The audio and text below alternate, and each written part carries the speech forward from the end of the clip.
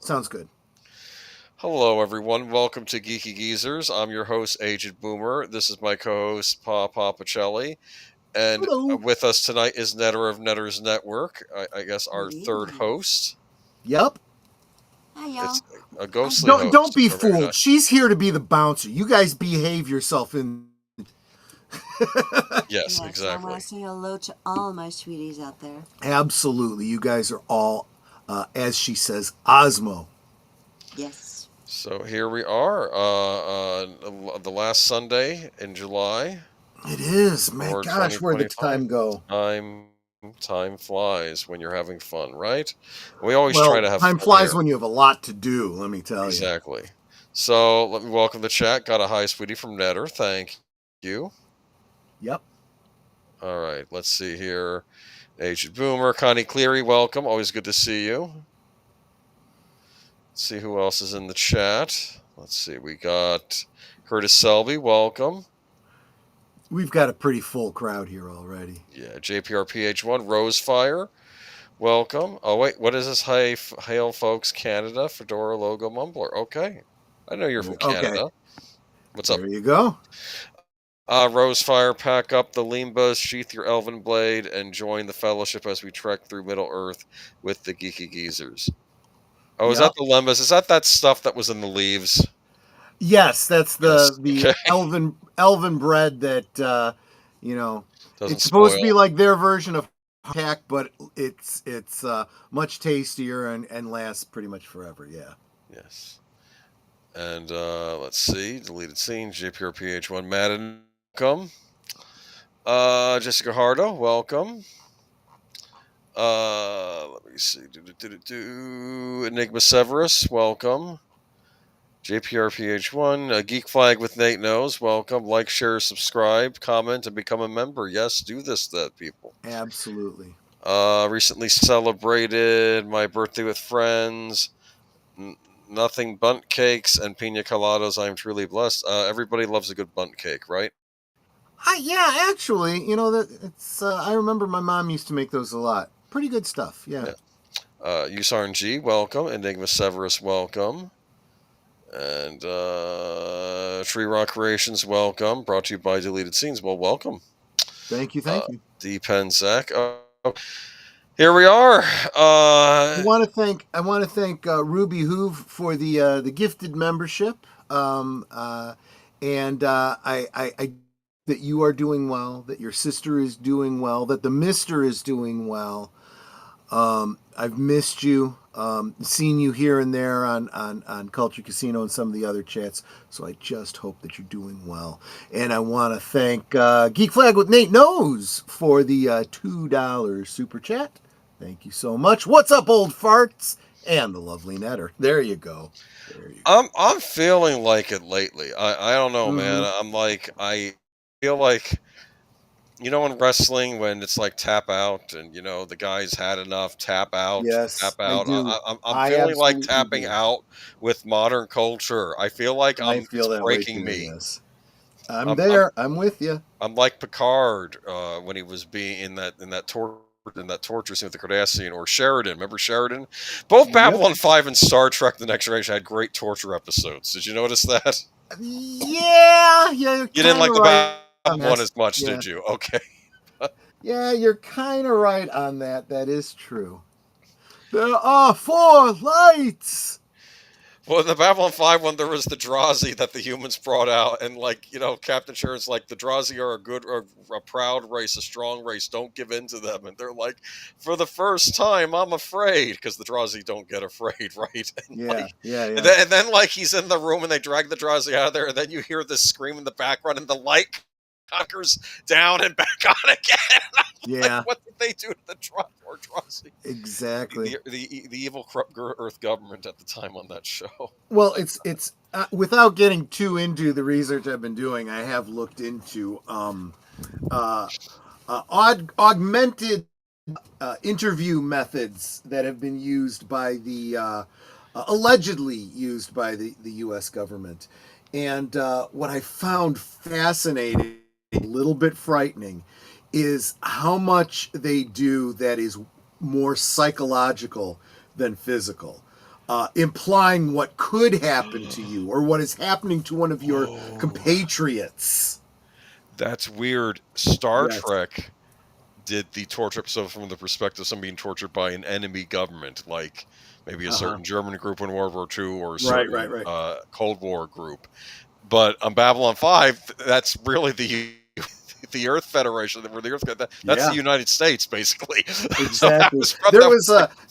And I want to do another rewatch of this sometime. I bet Netter would be all for it too. I want to do a rewatch of the Thomas Jane Punisher. Yes. There's this great scene where he's got this guy strung up, and he's going to, in quotes, torture him, and he's got like this hot poker or whatever. So hot, it fries your pain. It's so hot that it feels cold, and so he turns him towards his back and makes like he's gonna hit him with the hot poker, but he hits him with a popsicle. And the guy's like, okay, I'll talk. I loved it after he finishes talking, and then he shoves the popsicle in his mouth. Shoves the popsicle in his mouth. Yeah, exactly. But that was just as effective as using the hot because what is pain? Pain is what's going on in your head, right? Because let's face it, if I do damage to the body, you might feel that as pain, or if the nerves are black, you won't feel that at all. It's all what is going on in the brain. And sometimes you can feel pain when nothing is happening because you believe you should aim. That's the whole mind over matter concept. Yes. All right. I think I've incriminated myself too much already tonight. Maybe we should move on. Move on to our presentation. Bring it up. Yeah, I'll bring it up. There we go. We had a very interesting topic Friday. The soaps. Who knew that baby switching happens so often? Well, the baby you brought home was someone else's. Too bad. So we always talk about the good old days. Tonight's good old days is Hogan's Heroes. I know nothing. Nothing. Do you know nothing about Hogan's Heroes? No, obviously not. I'm quoting from it. Oh, I see. Okay. This, oddly enough, I'm probably the least knowledgeable of the three of us about this show, but Netter, if you feel like chiming in, you may. I did watch a couple episodes before the stream tonight. I watched the premiere episode, which the first season was black and white. I didn't know that. Yeah. And then they went on to color later on. Both the black and white and color episodes look great. I mean, I'll say this, for television productions back in the day, they really kind of go to the nines on at least making sure everything looked good. I mean, it wasn't quite what the movie industry was. I guess they were competing with movies, so in a way. But so here we have. So in that picture, the previous picture that you had up. I'll bring up the previous picture.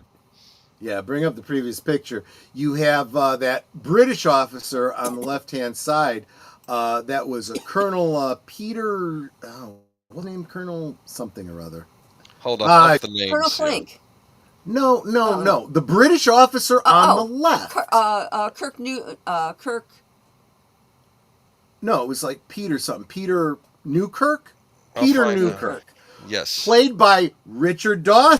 Those of you that were fans of The Family Feud. That was the host that used to go around and kiss all the women. Richard Dawson as British Royal Air Force Corporal Newkirk, the group's comm man, magician, pickpocket, card sharp, forger, bookie, tailor, lockpicker, and safecracker. That's a lot of skills. Yep. I found it interesting how like everybody is in here. There's a French corporal that got stuck in there too. Mm-hmm. I assume he was part of the resistance, and then it's like it's not just American soldiers in there. It was other people. No. They were allied, but yeah, Corporal Louis Lebeau. That's right. And let's see, who else do we have there? Is that I believe that is Staff Sergeant James Kinchlow? Is that who? Yep. We'll talk more about him a bit later. Staff Kinchlow. Yes, I think so. Sorry, I had this all up. Yeah, Kinchlow, U.S. Staff Sergeant James Kinchlow, and there was also a U.S. Sergeant Andrew Carter, a volunteer, who was an expert in this. Kenneth Washington, a U.S. Sergeant Richard But I think most importantly, right there, just right of center there, is Bob Crane, who played Bob Crane. Colonel Robert E. Hogan. That was the main character of the series. Big deal career move for Bob Crane, who had been in radio, if I'm following the movie Autofocus, which I'll talk slightly about after this. But it's a major hit, and I think people were unsure about it because, I mean, I wasn't there at the time, so I can't tell, but I always had the impression like you're making a comedy out of something that's not really comical. You have American soldiers in a German prison camp during World War II, right? Right. I mean, this is Right. probably the stuff of nightmares more than comedy, but I think it works. It's basically he's always getting one over on his captors, right? Exactly.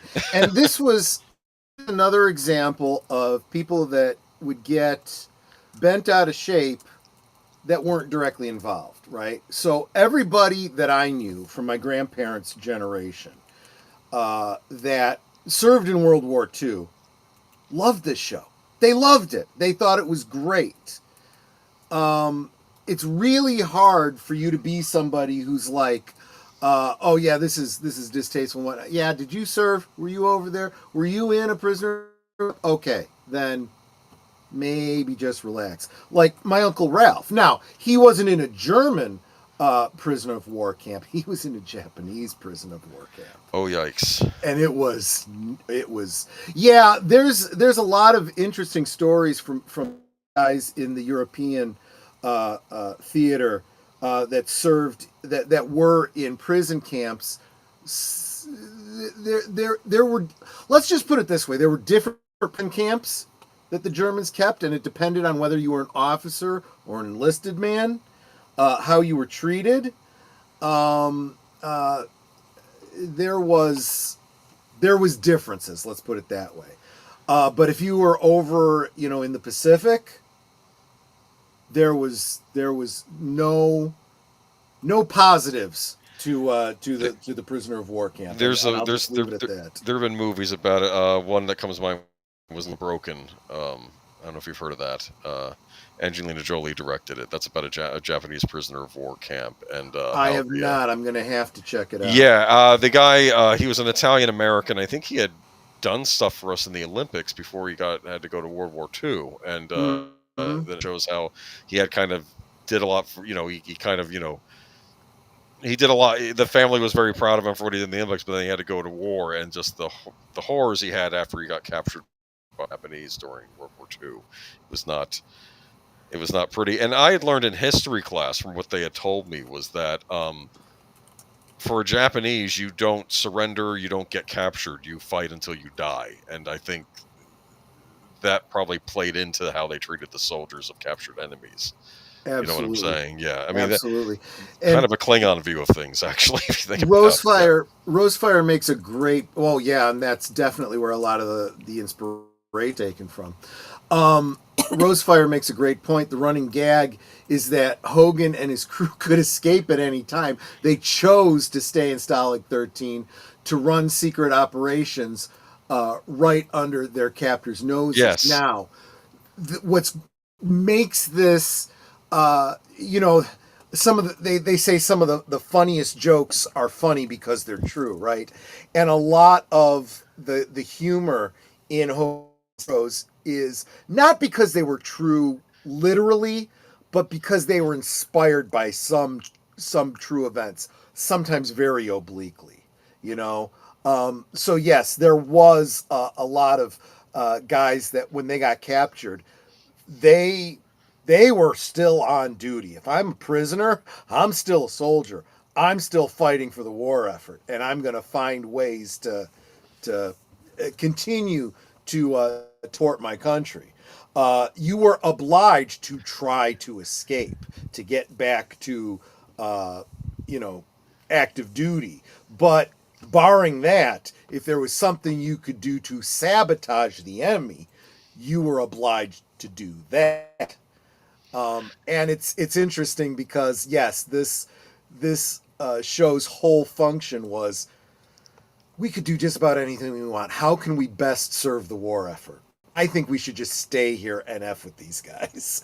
And that's basically what the show's about. They have all sorts Yes. of things rigged up. They're hearing conversations by Yeah. Colonel Klink, I believe Yeah. his name was, and it is just one of the classic sitcoms from Well, what was it, and- late and- 60s, early 70s. Yeah. Exactly, and of course, yes, Sergeant Schultz, who I know nothing. He was the epitome of the officer who had served in World War I.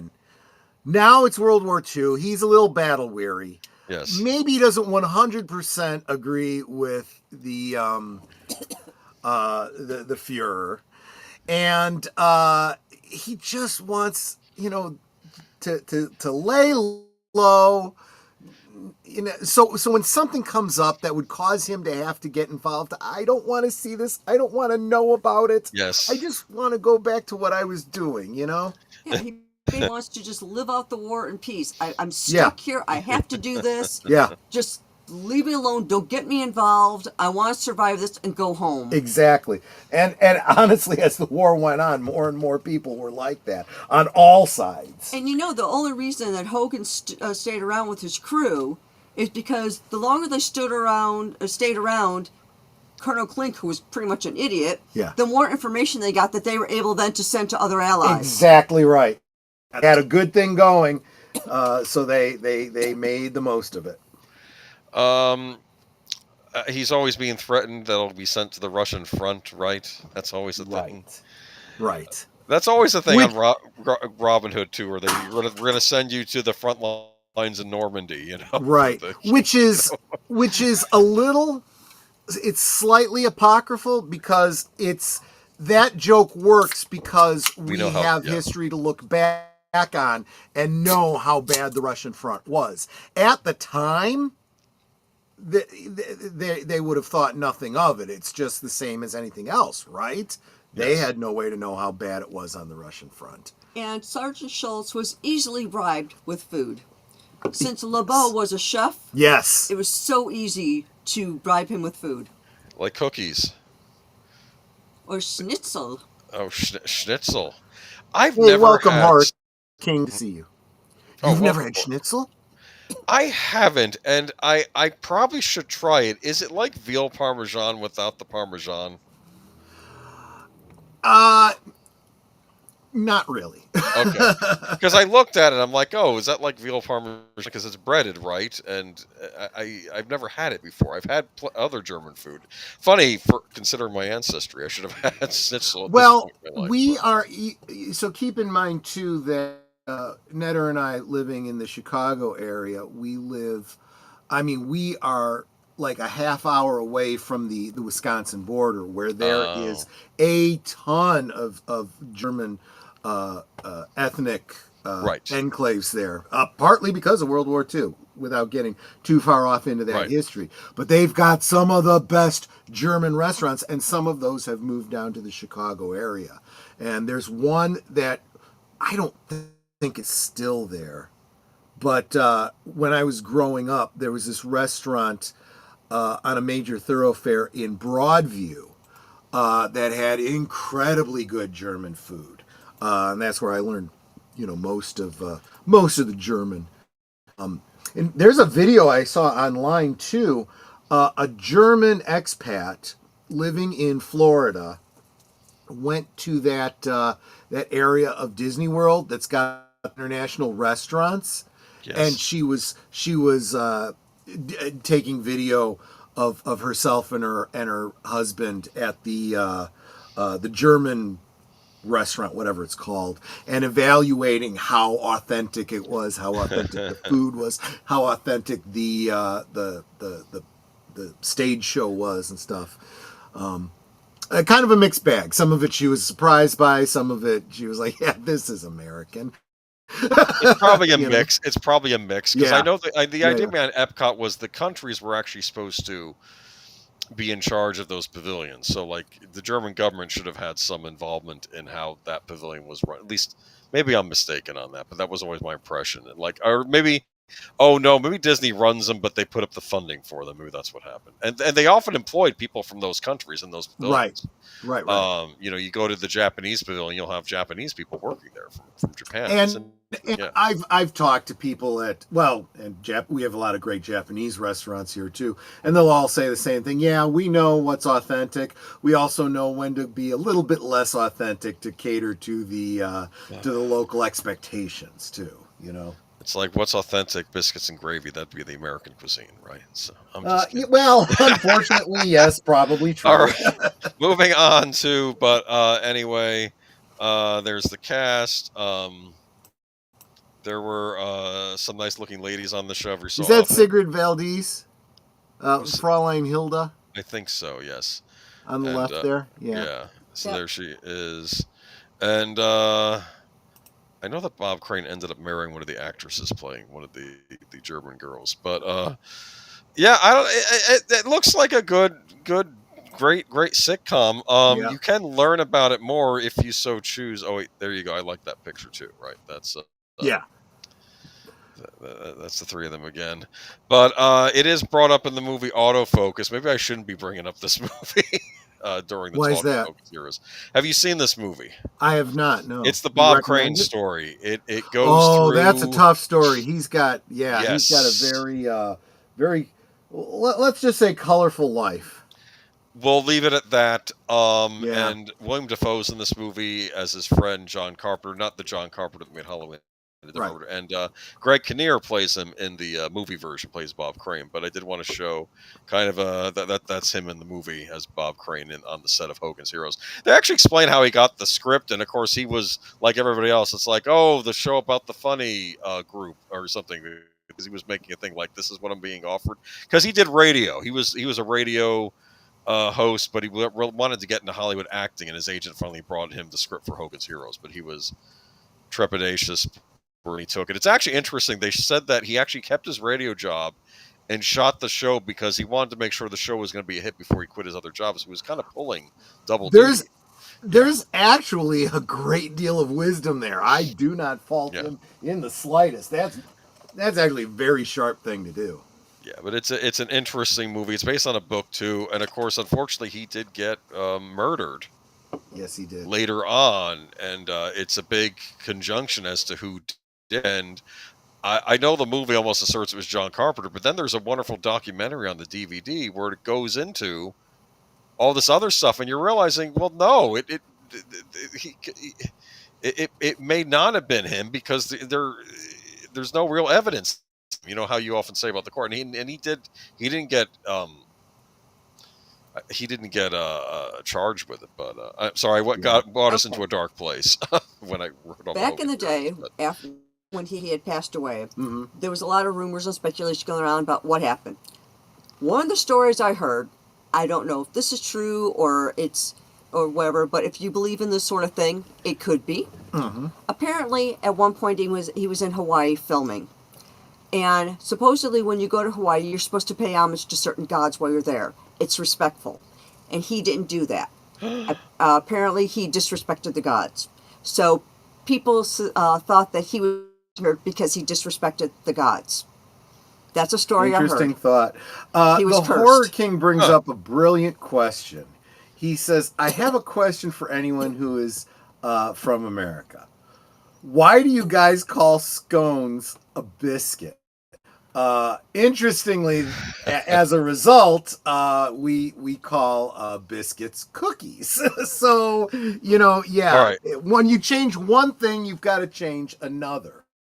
Let me explain it to our friend from Ireland here. There's actually a wonderful, if you ever have a time, I forget, I think it's Jolly is the name of the YouTube channel, and they have British schoolboys trying biscuits and gravy, and they don't, and they look at the biscuit. This is not a biscuit. This is a scone, and they said this is a biscuit. And they're like grabbing into I guess the cookies they serve over there. Here's what it is. I believe a biscuit is a of bread. Like the British schoolboy said, oh, it's like a loaf of bread, but kind of different. That's what they saw it as. I just don't think it evolved in Europe. It must have come about in the United States because of the rough frontier terrain, maybe. Yeah, don't. And honestly, I to don't be know. honest with you, Okay, yeah. Scone and Southern Biscuits, though similar, are a bit different. So yeah, they have like the I shape. do. The Southern Biscuit has like a shape of a scone, or at least something, but it's not quite the same. Yeah. Yeah, but it's much more just a lump of dough that is baked or fried, whereas a scone actually can end up being sweet. It can be oftentimes served as a dessert or whatever. So there are some differences even in how it's shared. I would really recommend to you a channel called Lost in the Pond. It's at Lost in the Pond here on YouTube. A bloke by the name of Lawrence, who emigrated to the Chicagoland area. He lives real close to us from the UK, and he jokes about the things that are different between living in. I think based on his accent, I think he's fairly London area, a little bit more northern, but he's got some, and he's got that British wit about it. How he makes fun of the differences. Thank you so much, CluuStudio. $10. He says, "Salute, Troy, Boomer, and Netter." Thank you so much for the support, my friend. Yeah, but someday you'll watch autofocus on one of your streams, but it's kind of rough. It's kind of rough. It gets rough toward the end too, but again, this is an instance over I give the credits whoever put it out on DVD. They gave a very long. There was a rather lengthy documentary about what also happened to Bob Crane, and the thesis of the documentary was actually different than the movie. Whereas the documentary puts out there were a number of people who probably wanted Bob Crane dead, not just Trumpeter. Okay, so it was interesting. So, but didn't mean to put a damper by bringing up this. Hogan's Hero is still a classic show. You can catch it on Paramount Plus, or you could catch it on Tubi and not have to pay anything. Oh, there you go. There you go. There you go. It's worth checking out. Absolutely. Here we get into the news, but the reason I brought up Hogan's Heroes tonight was our first death tonight. Is the last surviving cast member Hogan's Heroes passes away at 89. Yep. Interestingly, that picture doesn't even have him in it. Of course not. Okay, but anyway, Kenneth Washington, best known for starring on CBS's classic sitcom Hogan's Heroes, passed away on July 18th. At the time of his death, the late actor was 89 years old. I feel bad now. I should have included a picture of him. Born on October 19th, 1935, Washington first entered the entertainment industry in the mid-1950s. Though he occasionally ventured into film roles like Jerry Lee Lewis' comedy Hook, Line, and Sinker or 1973's Westworld, the actor would become more readily known for his roles on television, including guest appearances in Star Trek, Petticoat Junction, and I Dream of Jeannie. Was everybody on Star Trek at some point? Well, especially that original series, because they drew from the same what do you call it? Cast of actors. Plus, yeah, exactly. I forget that back in the day, typically, at least in the United States, television actors and movie actors, it wasn't vice versa like it is today, where you'll have a movie actor on a TV show. Back then, you're either a television actor or you were a movie actor. You could be a television actor and move on to movies, or you could be a movie actor down in your luck and have to settle for television, right? That's usually what happens. True. Right? Exactly. Yes. But you're doing both at the same time. But after making his television debut on the family drama Daktari, Washington went to make 8 appearances as police officer Miller in the NBC police drama Adam 12. He was cast as the lead role in CBS's Hogan's Heroes, a fan favorite sitcom following a group of WW2 allied POWs in an Axis prison camp. In the comics, Washington portrayed the character of Sergeant Richard Baker, succeeding Staff Sergeant James Kinchlow's place after actor Ivan Dixon left the series following its 5th season. Baker acted as the main underground radio operator of the camp and Colonel Robert Hogan's de facto second in command. Sadly, Washington's role in the series would only last for a single year, with CBS electing to cancel Heroes after its 6th season aired on the network. 6 seasons is a good run, though. It sure is. Yes, particularly back then. Yeah. I mean, come on. I mean, it's sad it got canceled, but that's the type of show that couldn't have lasted that far into the 70s anyway. That's That's more like a 60s sitcom. So, following this time in the series, Washington continued to work on television and guest starring episodes of Police Story, The Rockford Files, and A Different World before his return in 1989. Police Story. And I confused that with Police Squad. Sorry. Okay. I was going to get excited.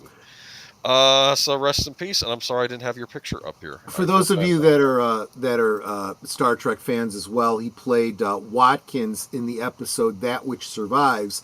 You'll remember That Which Survives as the episode that featured Lee Merriweather as the holographic representation of the computer of that planet. And Big Al had put in the chat, I didn't hear anyone say it, that Sigrid Valdez was the one that was married Bob to Crane. Bob Crane, right? Exactly. And hello, Tree Rock Creations. Yeah. Oh, welcome. Other celebrity deaths this week. We have Chuck Mangione. I believe I'm saying that right. Oh gosh, yeah. Prolific composer and musician who released 30 albums in his career, died July 2nd. A statement from his family confirmed he was 84.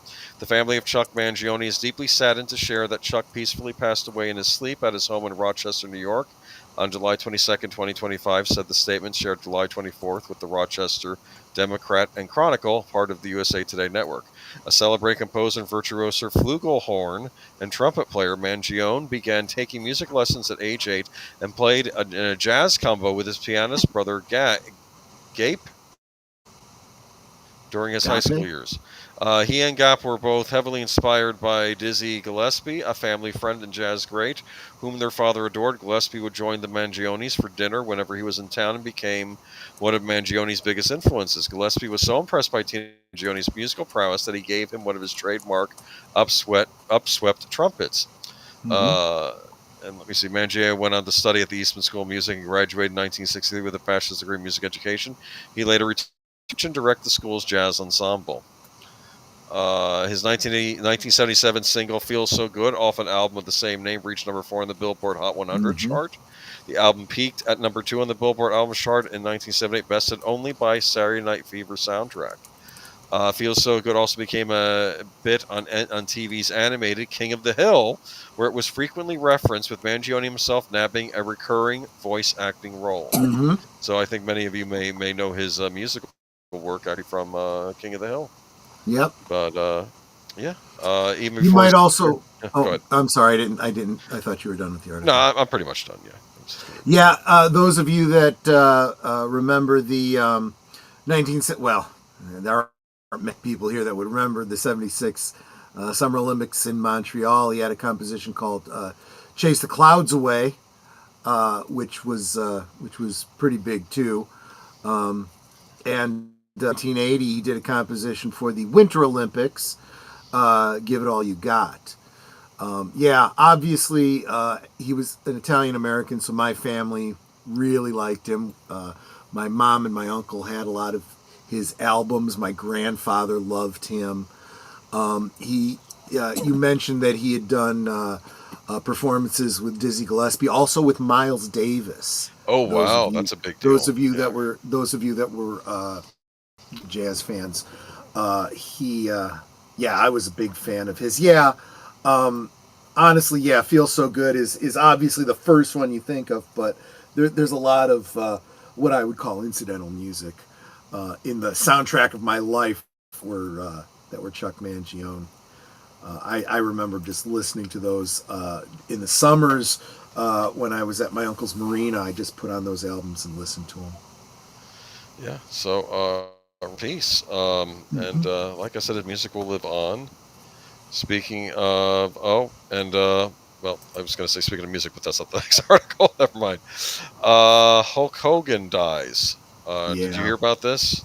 I did. Yeah. In fact, just to be fair to all of you that contribute to Geeky Geezers, we got flooded so much with some of these in remembrances that I don't know who. I mean, it was like 5 different people told me about Hulk Hogan, so we didn't accredit anyone specifically in the notes on this. Plus, I was going to send it to you when I got off work too. I was like, oh, but I was at work, and I was like, okay, I heard about it there. This is a bit of a shocker. Yeah. Of course, I grew up with Hogan like everybody else living in the 80s Right. did. Even if you weren't a wrestling fan, you knew of Hulk Hogan. But Hulk Hogan, the star who took professional wrestling to the national mainstream and became the biggest money-making draw in the history of the industry, died Thursday at the age of 71, Florida police and the WWE said. In Clearwater, Florida, authorities responded to a call Thursday morning about a cardiac arrest. Hogan was pronounced dead at a hospital. Police said in a statement on Facebook there were no signs of foul play or suspicious activity. Major Nate Burnside told reporters. WWE posted a note on X saying it was saddened to learn that the WWE Hall of Famer died. One of pop culture's most recognizable figures, Hogan helped WWE achieve global recognition in the 80s. WWE extends its condolences to Hogan's family, friends, and fans. It said, I don't like faceless organization. I wish it was just a person saying this who worked at the organization. It's never mind. Sorry, I'll get off that tangent there. Hogan, whose real name was Terry Bollea, if I said that right, had been struggling with several health issues in recent years, including a problematic lingering back injury from his wrestling days. Hogan had not wrestled since 2012, but had been in the news recently as a founder of Real American Freestyle Wrestling Promotion and the owner of an upcoming New York City bar opposite Madison Square Garden, the site of many of his big matches. In 1985, Hogan headlined the first WrestleMania, teaming up with 1980 star Mr. T to take on Roddy Piper and Paul Orndorff. WrestleMania 1 at MSG drew an audience of on closed circuit television, and it was credited with taking professional wrestling, specifically the then WWF, into the national zeitgeist. Hogan's grudge match with Andre the Giant at WrestleMania 3 took the wrestling business and Hogan's career to new heights. Around 80,000 people filled the Pontiac Silverdome in Michigan for the match. The rematch several months later on free-to-air NBC drew 33 million viewers. Hogan was in the main event of 7 of the first 8 WrestleMania cards. He was the face and hero of the wrestling world, crossing over into mainstream with tons of appearances on television talk shows. I think he was on Johnny Carson once. Remember, he was talking about he was on TV so much, in so many guest appearances as himself. I mean, he was in an episode of The Love Boat. I remember playing himself. He was in the soap opera Search for Tomorrow, playing himself. You know, so he was constantly recurring. He was in an episode of the A-Team playing himself. Yeah. Oh, really? Yes. Huh. That's interesting. Okay. Well, that was the point of the A-Team, though. People, the best and the brightest from the United. Right. Okay, the third Rocky film where he took on he was in the third Rocky where he took on the title character. Yes, he was. That's right. And, that famous scene of him the exhibition bout where Rocky goes nose to chest, and he looks up and he's like, "This guy's gonna kill me." It's just an exhibition. You just yeah. Well, nobody told Hulk Hogan that it was an exhibition match. I don't think he played himself though in Rocky 3. Unlike all the other roles, he was playing a fictitious wrestler character in that movie. Yeah. But yeah, I know. Let me see though. In 1996, with interest in him as a hero waning, Hogan pulled off the biggest heel turn in wrestling history. Second act, working with WWE competitor World Championship Wrestling, Hogan became a bad guy, leading a dastardly group of invaders called the New World Order. The heel turn, heel is wrestling, I think, for like the villain characters in wrestling, right? Yeah. Because it's a soap opera, let's be honest, in a way. 29 years ago this summer, capturing the public interest in a way that wrestling had not since WrestleMania 1, the NWO with Hollywood Hulk Hogan as the vicious frontman wearing black and white rather than his trademark red and yellow breathed new life into the wrestling industry during the counterculture 1990s. When the audience demanded a darker, more adult product, Hogan was up to the challenge, helping WCW beat WWF in television ratings for 83 straight weeks beginning in 1996. I remember those days. I had just started getting into wrestling when Hogan left. And basically at that point, WWF was sort of in the doldrums. They lost a lot of their big talent to this competing wrestling agency that I think was started by Ted Turner.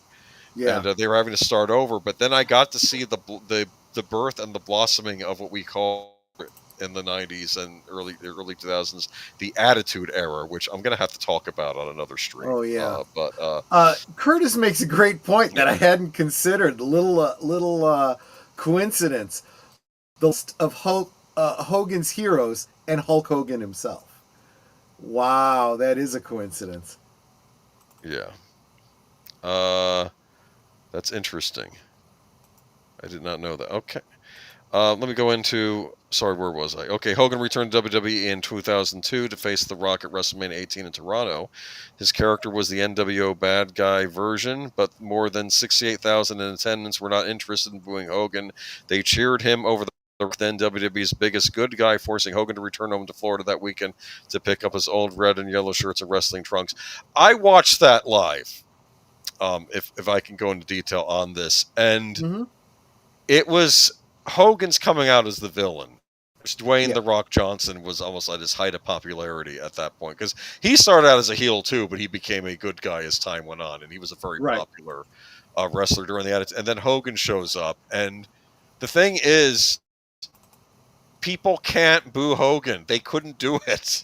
So it's like you have these two wrestling greats, finally, of the new generation, of the old generation, having the match. And when the match was over, they shook hands in good sportsmanship and brought Dwayne The Rock Johnson beat him. But it was a good thing. It was mutual respect, and it was a nice moment. That's really cool. Yeah, it was a very nice moment. It was like a passing of the torch, basically. That's what it was. Yeah. I do want to acknowledge the Horror King making a point that a lot of people came out online saying negative things about him. This is the era we live in, the coarsening of our society. If you don't agree with someone's politics or you didn't like some opinion about something, it seems to embolden people to be absolutely inhuman monsters when someone passes. It was always taught to me and all previous generations, you never speak ill of the dead, and if you didn't like them, you just shut your damn mouth. Yeah. But unfortunately, we have generations now that have not learned that lesson, and they just demonstrate what kind of people they are. Yeah, so President Donald Trump was among the other notable figures. Post-reaction, Hogan gave a speech at the Republican National Convention last July to support Trump's presidential campaign. We lost a great friend today. The Hulkster, Hulk Hogan, was a MAGA all the way, strong, tough, smart, with the big... He gave an absolutely electric speech at the Republican National Convention. That was one of the highlights of the entire week. Trump posted on Truth Social. He entertained fans from all around the world, and the cultural impact he had was massive. To his wife, Sky, and family, we give our wishes and love. Hulk Hogan will be greatly missed. Some of this hate comes from... I'm going to bring up this last part of this thing, because unfortunately this is part of his story. But after his wrestling career concluded, Hogan had been embroiled in a controversy in 2015. Video recordings of him using I want to say the N-word, if that's okay, YouTube, I'm not okay, and referring to himself as racist to a point, leaked. WWE terminated his Legends contract at the time, though it brought him back 3 years later as an ambassador with infrequent television appearances. Hogan appeared in WWE's Netflix debut show in January to promote his new Real American Beer, but was booed by fans in Los Angeles. So that's interesting.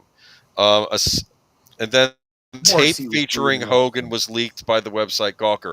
I believe these comments came from this same tape that got released. And unfortunately, this is in my area of Florida. We had a shock jock called Bubba the Love Sponge, and he was supposedly a big Hogan fan. And I guess when Hogan was down in the dumps from his divorce, he this is a family show. He let him have some alone time with his wife. I'll put it to that way. And then but he was recording the whole thing, and I think it was during then that Hogan said something about like he didn't approve his daughter's dating choice, and I'm not excusing what Hogan said, but at the same time, he had no idea camera was on him either. And this led to a big thing with Gawker. I think he finally sued Gawker and was awarded $115 million because of that. Because Gawker was a disgusting website too. But at the same time, it's hold on. Someone sent something. Yep. Clue was saying the same people that were disrespectful of Hulk chimp out if their favorite person's death was disrespect. Yeah, they're absolute hypocrites, right? You know. And it's a shame that his career took a turn. I think he got estranged from his kids over the whole thing. It was unfortunately, but like I said, we did see him last summer during the Republican National Convention. He did come out, and now he's passed on.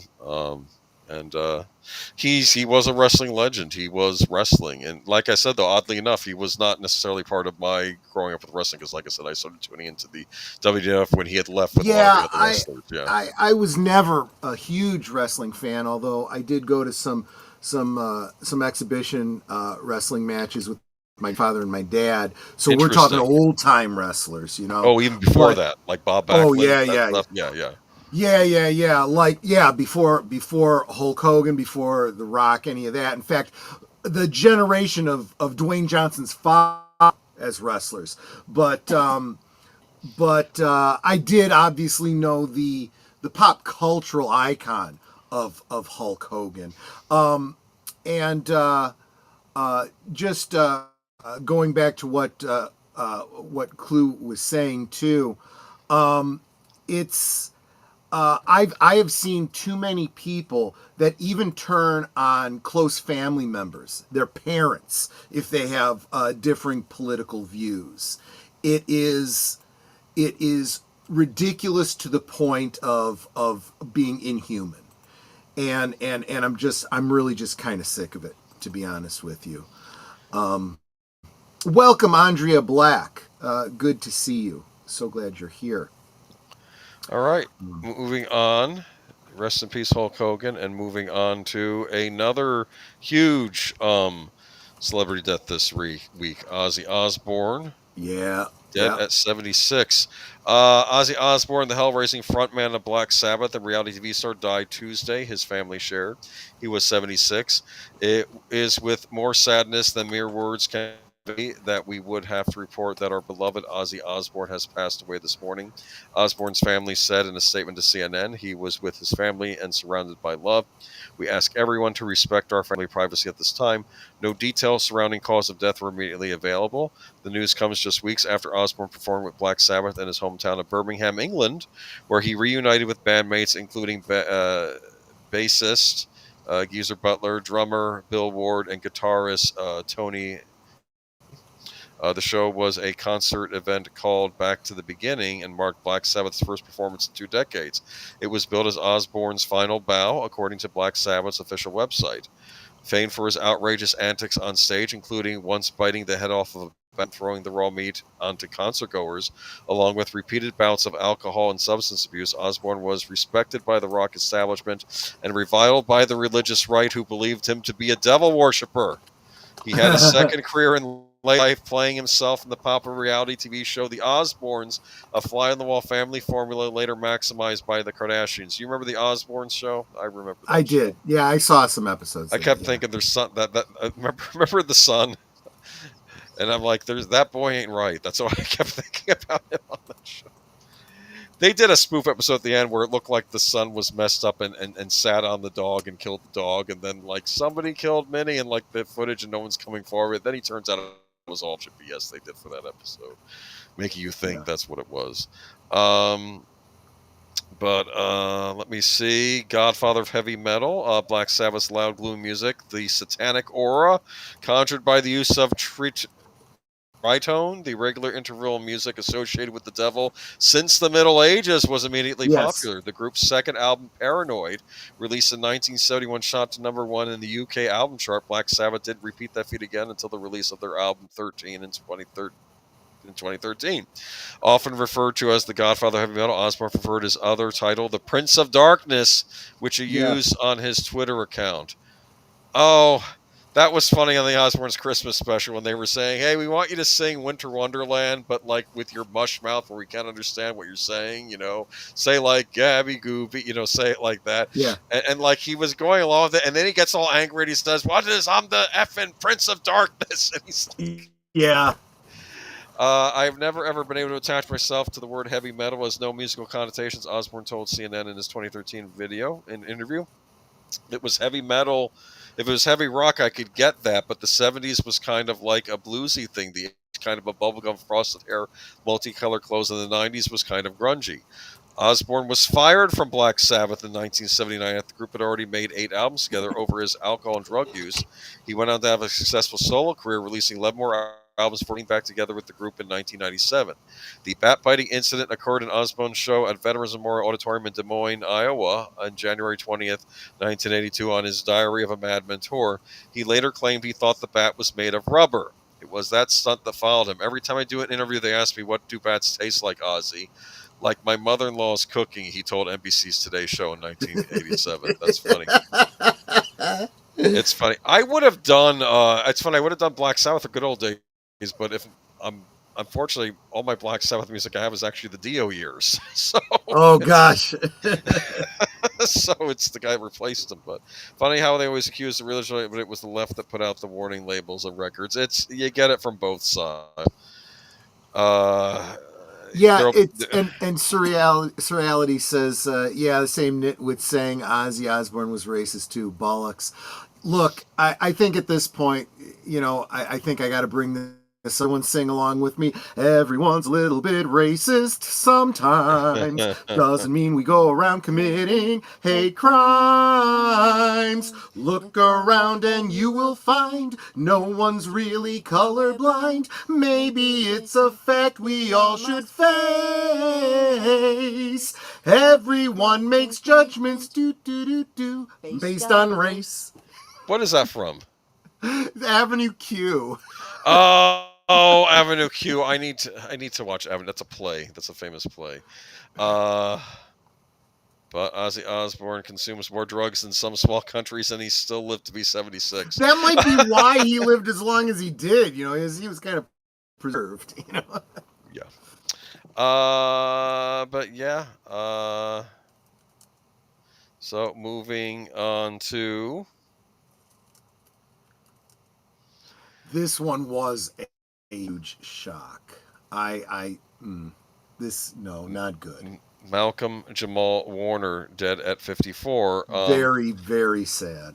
Malcolm Jamal Warner, who was teenage son Theo Huxtable on The Cosby Show, was central to cultural phenomena that helped define the 1980s, died at 54 in an accidental drowning in Costa Rica. Authorities there said Monday. So this was just an accident. That's what it sounds like happened. It absolutely was. It was a terrible, tragic accident. That happens sometimes with those waves. One of the actresses on Glee, that happened to her. A wave got her and she was done.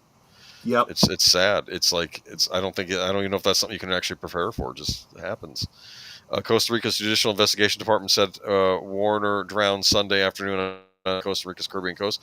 He was swimming at Playa Cocles in Limon province when a current pulled him deeper into the ocean. He was rescued by people on the beach. The department's initial report said first responders from Costa Rica found him without vital signs, and he was taken to the morgue. Oh, that's too bad. Mm-hmm. Warner created many TV moments etched in memories of Generation X children and their parents, including a pilot. Yes, us. Thank you for acknowledging us. What is this? Including a pilot episode argument with Cosby about grades and careers, and another episode where Theo tries in vain to hide his ear piercing from his dad. I remember that episode. Right. Yep. Theo was... the 80s. Oh, how dare you pierce your ear? Like that's the worst thing he could do, right? Or something. And didn't he do it himself, or he had a friend do it? Is that what happened? I don't remember. And I think his dad was a doctor, so like it's getting infected. So I think he eventually has to go to his dad. Yeah. Theo was the only son among 4 daughters, and also the Cosby's Cliff Huxtable and Felicia Rashad's Claire Huxtable on the NBC sitcom, and he would be one of the prime representations of American teenage life and black boyhood on a show that was most popular in America for much of its run from 1984 to 1992. Warner worked for more than 40 years as an actor and director, also starring in the sitcoms Malcolm and Eddie and Read Between the Lines, and in the medical drama The Resident. His final credits and TV guest roles, including a dramatic 4-episode arc last year on the network procedural 911, where he played a nurse who was a long-term survivor of a terrible fire. I grew up with a maniacal obsession with not wanting to be one of those "Where Are They Now" kids, Warner told the Associated Press in 2020. I feel very blessed to be able to have all of these avenues of expression, to be where I am now, and finally at a place where I can let go of all that worry about having a life after Cosby. He played Theo Huxtable for 8 seasons, appeared in each of the 197 episodes of The Cosby Show, and earned an Emmy nomination for supporting actor in a comedy in 1986. Actor Viola Davis was among those giving tribute Monday. Theo was our son, our brother, our friend. He was absolutely so familiar, and we rejoiced at how TV got right, the Oscar winner said on Instagram, but Malcolm got it right. We reveled in your life and are gutted by this loss. I think that says it all. So Geek Flag points out that it was his friend Cockroach who pierced his ear. Yes. And Andrea Black, and I know this is a symptom of the fact that you only have so many characters that you can get in there. She's quoting from Bill Cosby special himself about how teenagers have brain damage. You ask them why they did something. I don't know. And what, because is on sides, all here there was no hair. It was a reverse mohawk. Why did you do that? I don't know. Was your head not with you all day? How do you not know? And it was that same. A lot of the jokes that he did in that special were recycled into the show, the Bill Cosby show, the Cosby Show, I should say. And yet the comic timing is was great. Oh yeah, in both just perfect. Yeah. And that joke about the mohawk was the same joke they did with the ear. Why did you do that? I don't know. Did you not bring your head with you when you got your? Exactly. Okay. Now, it could be that maybe some girl said, I really dig a guy with an earring or something that he was into, and that's why he did it. I don't know. I want to know how Bill Cosby feels considering how his real son was killed decades ago. Oh, yeah. I heard about that. Thank CluuStudio for the $5 super chat. Absolutely. Yeah, an article we didn't actually go with. Bill Cosby reacts to Malcolm Jamal Warner's death. Bill Cosby said that when he learned of the death of Malcolm and Jamal Warner, who played his son on The Cosby Show, he spoke with Felicia Rashad, who played the mother. We were embracing each other over the phone about a dearly beloved friend. Malcolm was always embracing relationships with everybody he worked with, Cosby told CBS Weekend News anchor Jerrica Duncan in an interview. Warner's death shocked the entertainment. Okay, and it goes into, but that's what he was saying about it. He was proud of what he had done, Cosby had said. So yeah, there is reaction from Cosby on it. Good for him for having a career after Cosby and doing stuff behind the scenes too. And it's a loss. And I remember I got very angry years ago. It wasn't him, but it was the actor who was married to the oldest daughter on Cosby Show. And he got a job at the Trader Joe's. Look at this Cosby actor now working at Trader Joe's.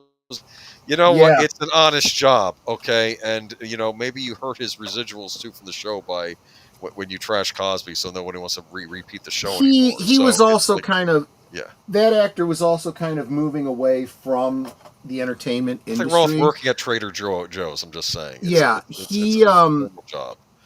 He actually that individual studied the Bible with Malcolm Jamal Warner and a buddy of mine from the local area, Fred.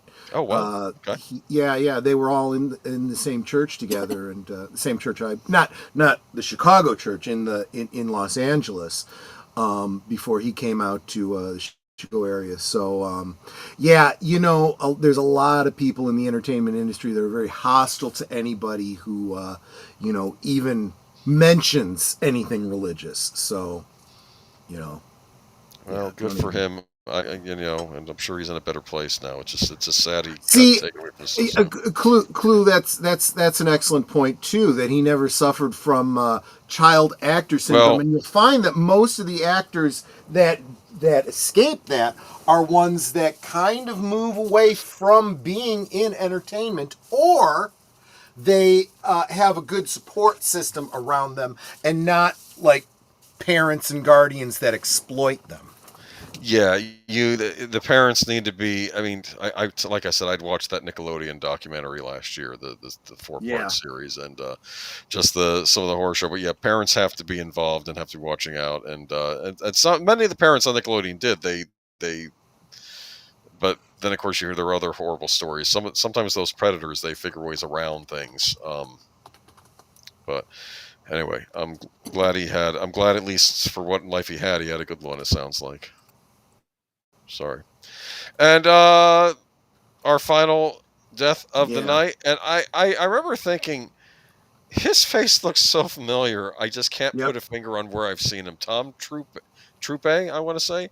Broadway actor and writer Tom Troupe, best known for his television appearances on Star Trek and Cheers, as well as film roles in Kelly's Heroes and My Own Private Idaho, has died. He was 97. Maybe it's Idaho I remember from. Troupe died on Sunday, July 20th in Beverly Hills, California. Home from natural causes, according to a press release. His death follows his late wife, 16 Candles actress Carol Cook, who died in 2023. Troupe got his start on Broadway in 1957's Diary of Anne Frank. The Kansas City, Missouri native also starred in a few stage productions with his wife of nearly 60 years, The Lion in Winter, Father's Day, and The Gin Game. He also co-wrote a one-man play, The Diary of a Madman. I kind of want to see that. Don't you? The Diary of a Madman? I don't know. Troupe's inventory TV credits include more than 75 appearances, including Murder, She Wrote, The Fugitive, Mission Impossible, The Wild West, Knots Landing, and Frasier. He starred as Bob Gilroy and Mary Hartman, Judge William E. Gray in Cheers, Tancred Baumgartner in ER, and Lieutenant Harold in the original Star Trek series. So this is why I bring it up. Like, if I were to see him, I wouldn't say I know him like I would know a Brad Pitt or Tom Cruise, but we've seen him on so many. Oh, I've seen him in things. Yeah, so those of you that are trying to Lieutenant Harold, where was he in Star Trek? The episode was The Arena, the one with the Gorn. He was one of the lieutenants, one of the victims, basically, of the Gorn bombing of the Federation outpost in that episode. So, thank you so much, Geek Flag with Nate Knows, saying this is the funeral show. We are losing too many. I have to agree with you. I'm afraid that's kind of true. But as I was telling Boomer over the past week, unfortunately, this is not something new. This is, you ask your parents and your grandparents, the older you get, the more people you see go. It's just a part of life. It is reality. I just feel like sadly, I feel like it's on brand for a show called Geeky Geezers that brings you the geeky news and the entertainment news to also talk about, the losses that we experience. And they make a point that, we're losing the greats, but are we cultivating the new stars? And I don't think they are as much. It's sad. Yeah, it's true. It's absolutely true. So, speaking of stars, guess who's back? Yeah, so I saw this one, and I actually saw there's a couple of channels that did videos about this, and I'm like, oh, they were excited. But why though? Okay, let me explain to you a bit of background on this. Atari, oddly enough, or whoever are calling themselves Atari now, they ain't dead. Yeah. They're still alive. They recently bought Night Dive Studios. That's that wonderful studio that does all those recreations of retro games, like those Doom games I got you, and the Quake game, and even the game. They were all Night Dive remasters. And now Atari is also releasing old hardware again. And they released the 2600 Plus a few years ago, and they released the 7800 Plus last year. Now they're doing the 2600 Plus again in a special Pac-Man console. And now and of course, the 2600 Plus and the 7800 Plus can play either 2600 cartridges or 7800 cartridges. But that's not all. They also are re-releasing cartridges that will now play on these systems again. So, in fact, theoretically, the Pac-Man cartridge they're going to release with this thing, you could theoretically take it out and probably play it on an original Atari 7800 you had back in the day, or play it on your new high definition. This is basically a high definition 7800 console. This was the Atari's attempt to compete with the NES and the Sega Master System. They failed. But it's CluuStudio gifted Troy. Okay, thank you. Yes, thank you so much, Clue. Went to Danny D. So welcome to membership for a month, Danny D. And thank you so much, And CluuStudio, membership for has its helping privileges. us. Stay tuned. It absolutely does. We'll talk about that at the end of the show. That's right. So this is the article now, though. Now they're releasing a classic. Okay, so this is a high definition 2600. Do you still have any of your 2600 cartridges lingering around your house? I do not know. Okay. When that's okay because they're re-release. Okay, go ahead. I'm not going to go out of my way to rebuy them. I'll find an emulator or something. But when Netter and I eloped, I ended up leaving all that behind, and I'm sure my mom sold them off. Yeah, I got you. So let me go ahead. Let me read this though. But like I said, they are re-releasing these cartridges, which is kind of fascinating that they're re-releasing these cartridges, and I'm going to get into it. They not only re-release them, but of course the Atari homebrew community, you may know of them, right? And of course they have all these ROMs online. You can download them on your computer or something. But it's working with them. They're saying, look, if you did a great version of Pac-Man for the 7800 and it never got released, we want to release it officially, licensed through Namco and release officially as on a physical cartridge. And that's what they're doing here. Let me read this. I'm babbling too much. I'm trying to get around on this. Today is clearly the day that Atari and Namco have sealed their reunion with pursed lips and probing tongues. Following the announcement of a new Namco-themed expansion for the excellent Atari 50th Anniversary Museum thing. I'll explain that in a minute. That's the next article. The original Atari, they have cut it up to unveil an extremely yellow Pac-Man edition of the Atari 2600. So, of course, if you look at this, what does this look like? It looks like an Atari 2600, but it's Pac-Man themed, right? Right. The original Atari. See, that's the other thing. It not only is it looks like a 2600. It actually functions as a 7800, and and it's modified to not even really look like a 2600. It looks like a stylized 2600. So it's I don't know. It's beautiful. Anyway, the original 2600 Plus launched in 2023 when described as a modern-day faithful recreation of the classic Atari 70s 80s console. As for the new 2600 Plus Pac-Man edition released to celebrate the character's 45th birthday, it's pretty much the same thing, featuring mod cons like HDMI output, USB power, and multiple screen resolutions. However, the Atari 2600's timeless woody hued design has been abandoned in favor of signature Pac-Man yellow. And you know what? It's pretty tasteful in its own garish way. While the body of the machine is about as Pac-Man yellow as yellow can be, the spherical chomper and his old ghost pals make it an apparently illuminated appearance on the front panel, while the back black of the upper panel is broken up with matching yellow cartridge slot knobs. Oh, I wonder if you turn it on if they glow. That'd be kind of neat on the front. The Atari 2600 Pac, more than just a console manufacturer play on rights in the machine's announcement, is a tribute to the moment home gaming truly began. By reimagining the iconic hardware in Pac-Man's unmistakable style, we're celebrating the legacy of two cultural giants who helped define a generation of play. Think about Namco and Atari. They were the two big ones back in the day. Yeah. If that burst of enthusiasm has you sold, you can pre-order the Atari 2600 Pac-Man edition starting July 23rd. Good luck. It's already sold out on Amazon, the pre-orders. This thing is in demand. Maybe they'll put... but they're also releasing, but get this, and if you're in the mood for more Pac-Man, you get a Pac-Man wireless joystick, which has a little Pac-Man on top of it that's yellow, but you can also get old wireless Atari joysticks in the colors of Inky, Blinky, Pinky, and Clyde. Oh my gosh. Yes, they are really going. And so, Clue says, wait, it functions as a 7800? Yes. It takes 7 cartridges, and I gotta tell you, that would have been the nightmare. That would have destroyed this whole idea if it just took 2600 cartridges, because the Pac-Man cartridge for the 600 sucked. Here's what's happening with this. This is brilliant. The Pac-Man cartridge they're shipping with this includes 2 Pac-Man games. One is the homebrewed version of it for the 7800, which it looks really good from what I can tell. It looks like a proper one of Pac-Man, and the other one is the 2600 Pac-Man. Well, they're going to throw that in there. They're basically saying, you know what? We're throwing this in here as a lark. You can laugh at it. You can, whatever. If you have any nostalgia for it, but fine. It's there for free. But we know you really want to play a real Pac-Man game. So they are. You can buy cartridges for these new systems too. They are being sold. New cartridges. Frenzy and Berserk got re-released, and I believe that one of them was never released on the 700. It's a homebrew that has sound and everything on it. And you can get it for this, and those are like $30. I think the Namco cartridges are going to cost $35. They come in official cardboard boxes. They come with color instruction manuals. It's like you're buying something from the 80s. So if you're a real retro, go ahead. Welcome to the Tune the News. Welcome. Geek Flag says I would buy this F Nintendo. We have Nintendo news later.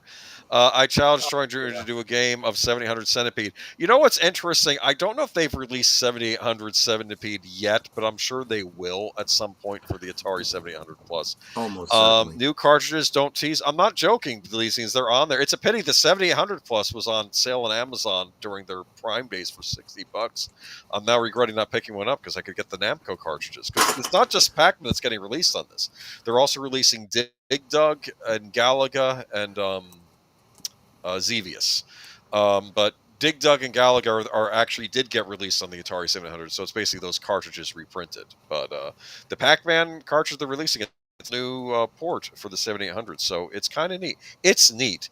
But let's say you don't want to spend all this money on the Atari 2600 Plus, even though it looks good. I mean, I don't think that's terribly expensive especially if you're an Atari enthusiast and you even have some of these cartridges. Yeah. Okay, so a while ago, Atari released this thing called the Atari 50th Anniversary Collection.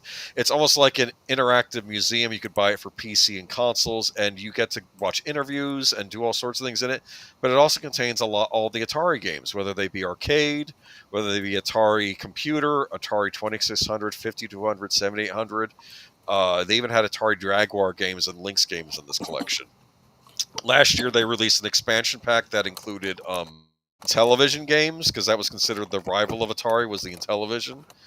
They even call it the first console war, and they have a bunch of Intellivision games on there. And they also released a lot of the Stern games, like Frenzy. They got released in the expansion pack. And we're getting another expansion pack, which is going to have, deleted scenes Galaga. Okay, anyway, but now we're getting another expansion pack for this, which is the Namco expansion pack. So Atari 50 Collection is getting another DLC expansion in the form of the Namco Legendary Pack DLC. No release date has been announced of the writing, but the DLC will contain an additional timeline looking at Namco's history with Atari, along multiple playable versions of Atari Pac-Man, Galaga, Galaxian, Dig Dug, and Xevious. You can expect a whole new load of photos and archive material, videos, and interviews, with the trailer highlighting more footage from the interview between Atari's co-founder Nolan Bushnell and current CEO Wade Rosman. 3 Atari Pac-Man games, Pac-Man 2600, 5200, and Atari 8-bit. This marks the first re-release of these games for consoles. Basically, that's the horrible Atari 2600 Pac-Man, which I think you had, right? Yes. They're going to include in that, and they're going to... I think they're going to interview the guy that programmed it and explain what went wrong and everything on this. You also I've seen, there are plenty of interviews with him where he talks about that. I do not blame him. I blame the company. I blame the what was it, Milton Bradley at the time who ran them? Yeah. I blame the what's it called? The timetable they gave him to work with. It's actually a miracle it turned out at all, to be honest with you. There was a similar thing, I believe, with the 3DO version of Doom that came out, where they gave this poor woman programmer like no time to port Doom to this thing, and it was a disaster. But the fact that it functioned at all was a miracle, because it was another one where it was a lone person working on this space. Yeah. But the U.S. arcade versions of Dig Dug and Xevious, developed by Namco in Japan, re-released in this form for the first time ever. Oh, that's interesting. Mm-hmm. The Atari arcade versions of Dig Dug and Xevious are going to be on this thing. Isn't that weird? I guess Atari did their own release. Home console versions of Galaga, Xevious, Galaxian, and Dig Dug. I wonder if it's going to include this new version of Pac-Man they're including on the special cartridge. I don't know if we can be that excited, but it's just neat that this DLC pack. It's only going to be $8. If you wait for it to go on sale, you can probably get it for $4, you know, and you get a Yeah. DLC pack for your Atari collection. I don't know if they'll do a physical release with it on there, because they have been pretty good. Like when they did the last expansion, you could buy a physical release of the Atari 50th with all the expansion stuff on it after they released it. But I don't know if they're going to do that again. But for $8, you know, it's neat. I kind of want to play the computer editions of Pac-Man again. For some reason, I'm thinking the movie Pixels looking at this. Yeah, the Adam Sandler movie. Well, because Pac-Man's in that, but he's a villain. I love Dig Dug. Dig Dug, believe it or not, CluuStudio, Dig Dug was my first ever video game I owned. My father picked it up for me for the Atari computer. It was like I don't know if it was a birthday gift or something. He gave it to me. So it was my first video game, I think, was Dig Dug. Isn't that interesting? Yeah. You know the plot of Dig Dug? You crawl around underground and you're in a hazmat suit had it and on then the you explode Commodore. monsters. Oh, it's probably very similar to the Commodore version. Have I played Food Fight for the 7800? I think I have, because it's included in the Atari 50th anniversary celebration. I remember I played Food Fight at a Chuck E. Cheese. That was the first time I played that game. But yeah, kind of neat though. So if you don't want to go to the trouble, if you just want to play these on your PC or console, you can still get the Atari 50th anniversary and get the expansion pack with Namco games on it. So this is neat. I just thought this was neat. We're always negative on Geeky Geezers, but I feel like a lot of the gaming news as of late is negative. But I think this is cool. That is very true. Between the new console and also this expansion pack, and plus I'll finally get a chance to play the Atari 2600 Pac-Man to see what the what went wrong. Oh, I would be very interested to hear your opinion on it. I didn't know you'd never played it or seen it before. Funny enough, the Misc Pac-Man they released on the 2600 is actually rather good. It's not. I mean, it's still not as good as the later. It was a great example of learning all the lessons from the failures of the previous. You know.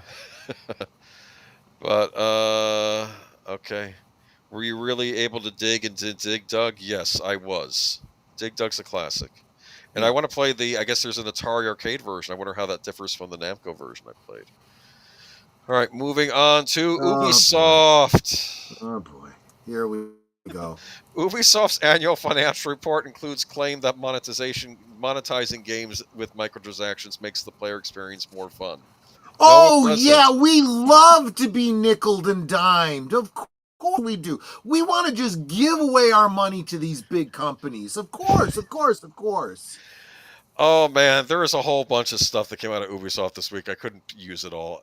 Like one of the things was that the guy says the reason the Star Wars game failed that they released was kind of a failing IP right now, which I wonder if there might be some truth to that. I don't know, but yeah. Ubisoft's annual financial report isn't exactly for us. That is people who like video games and not stocks, but surely someone at the company had to know saying microtransactions make games more fun in a publicly available document wouldn't play well. The report filed on June 19th is pretty extensive, but only 10 pages in it dives into the key elements of Ubisoft's group business model and strategy, which includes further monetization after the initial purchase of the company's game.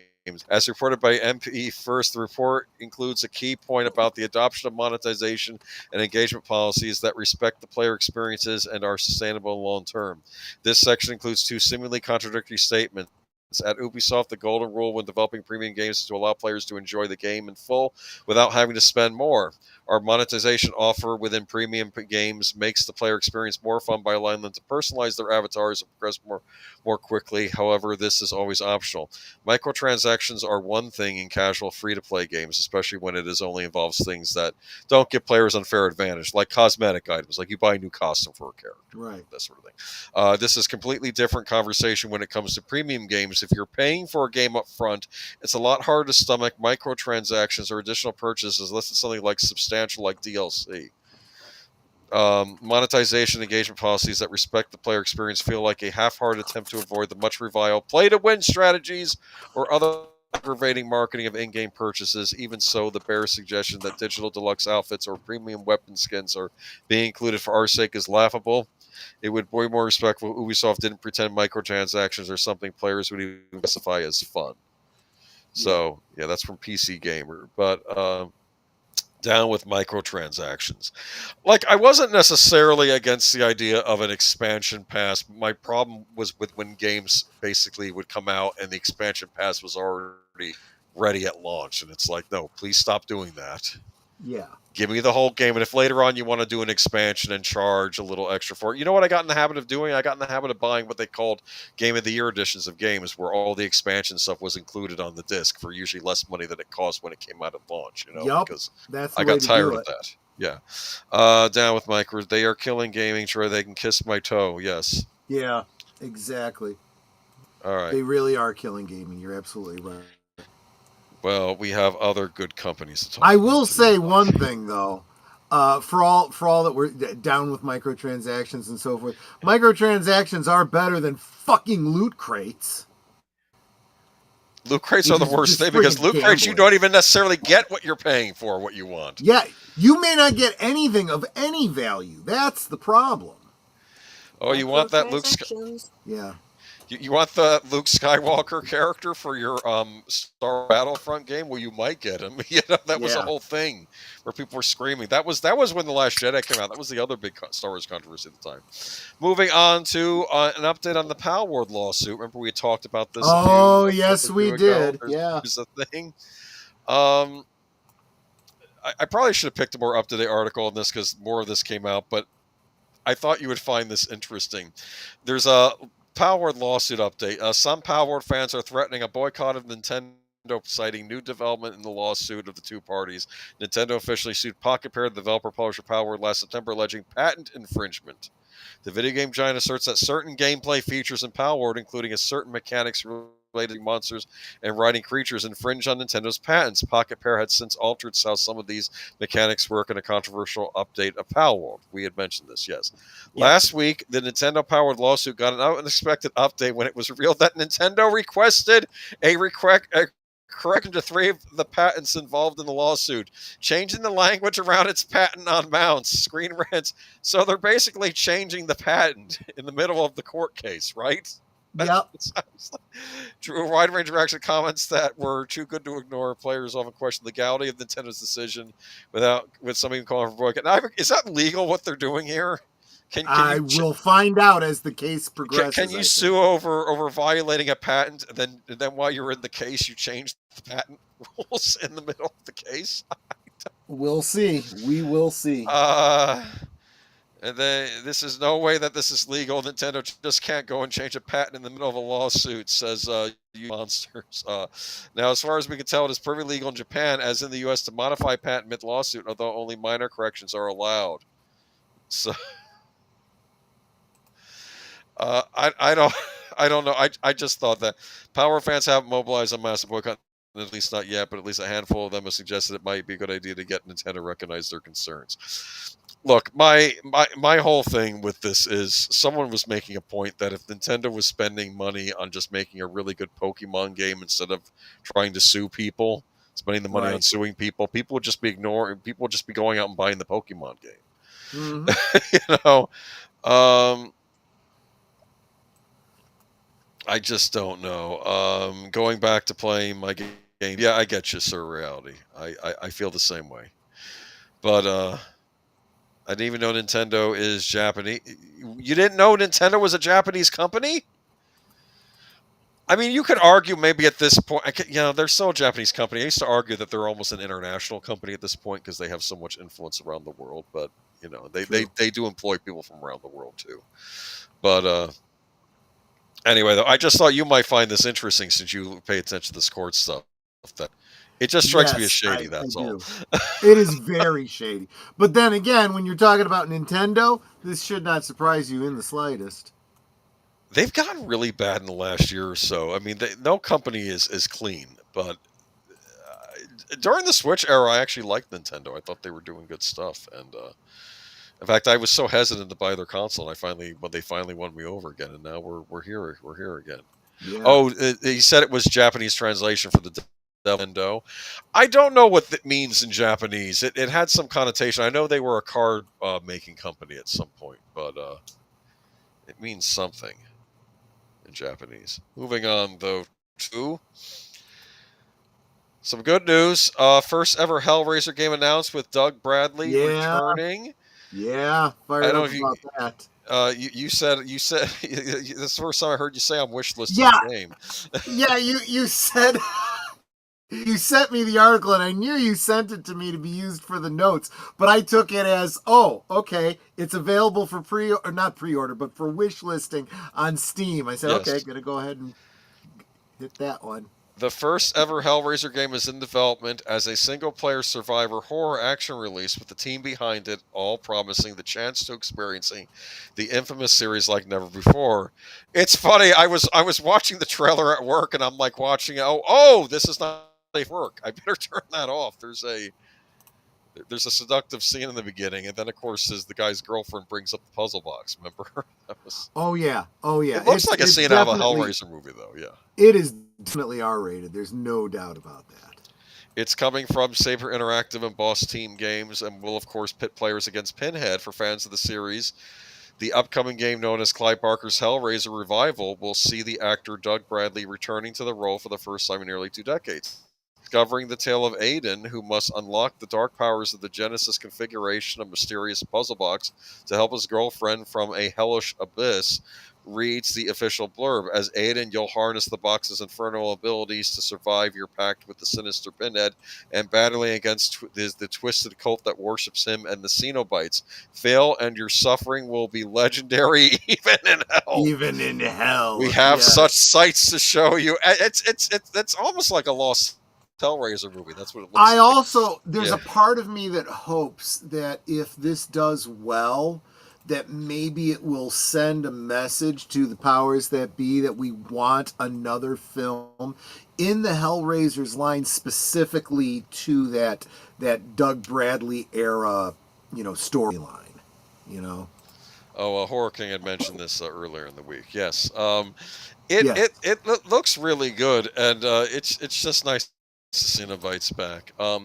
Working on the first true Hellraiser game has been a venture deep in the recesses of my darkest imaginations, said Hellraiser creator Clive Barker. The dedication that Saber and Boss Team Games have shown is nothing short of remarkable. They've immersed themselves in the Hellraiser universe, capturing its essence, the seductive pull of suffering and beauty within the grotesque and forged narrative that invites players to step beyond the threshold. Now, it's interesting. Clive Barker has not been a stranger to video games or computer games. There have been some Clive Barker computer games. Just I don't think any set in the any based off of Hellraiser. There was an unlicensed NES game that was being made by Color Dreams based on Hellraiser for the NES, but I don't think it ever got released. So that's why I did a quick thing. Wait a minute, wasn't there? But then I realized I don't think it ever got finished. So I think people had tried doing this before. I'm eager for both the curious and the damned to experience this new chapter in the Hellraiser mythos, where every moment bounces on the brink of nightmare and revelation. Saberhead Karch, meanwhile, called Hellraiser the quintessential horror franchise and one that lends itself perfectly to a video game. I'm surprised this hasn't been done before, but I can think of other horror franchises that would make great video games too, I still want my Phantasm game. But Saber has had success with horror IPs in the past and worked alongside Clive to create tense gameplay and a new story that delves into the twisted depths of pain and pleasure has been a real treat. Karch said, "We look forward to opening up the gates of hell." Coming out for Steam, PlayStation 5, and Xbox Series XS. So yeah, cool. What do we think? I'm really looking forward to this. I think I had said previously, as this is supposed to be a horror game, but I'm going to find it very difficult to find any kind of fear in this, because it'll be like seeing old friends again. Oh man, you saw the original Cenobites in the trailer too. The others came out. Yes, they had the Chatterer, they had Butterball, and those are characters that had no speaking lines, so it's not like you're gonna get original actors back for that or whatever. What I did not see is if they had the female Cenobite in there. It would be interesting if they brought her back, but we'll see. I think if you play this game, you open up a portal and lose your eternal soul. Oh, well, you're not going to lose it. He's just going to tear your soul apart. I was just going to say, you don't lose it. You just get it torn apart, is what it is. Yeah. We'll tear your soul apart. That's terrified. Yes. But yeah, looks great, and looks like a survival horror game in the vein of like Resident Evil 7. That's what it sort of reminded me of in the trailer. So, yeah. Okay. Tree Rock Creations isn't into horror. That's fine. I mean, it's not everyone's cup of tea. I totally get that. I like horror because it's one of the few genres left that has to have some. They can't. Of course, I did watch The Strangers Chapter 1 last night, and never mind, that's a rant for another time. All right, moving on. The Outer Worlds 2. Okay, so this is Microsoft does a U-turn on the Outer Worlds 2 $80 price point, bringing to $70 and reimbursing pre-order customers. Okay, so they got some. I have to give points to the gaming community. You must have given them some severe clapback on this when they announced they were going to sell it at $80.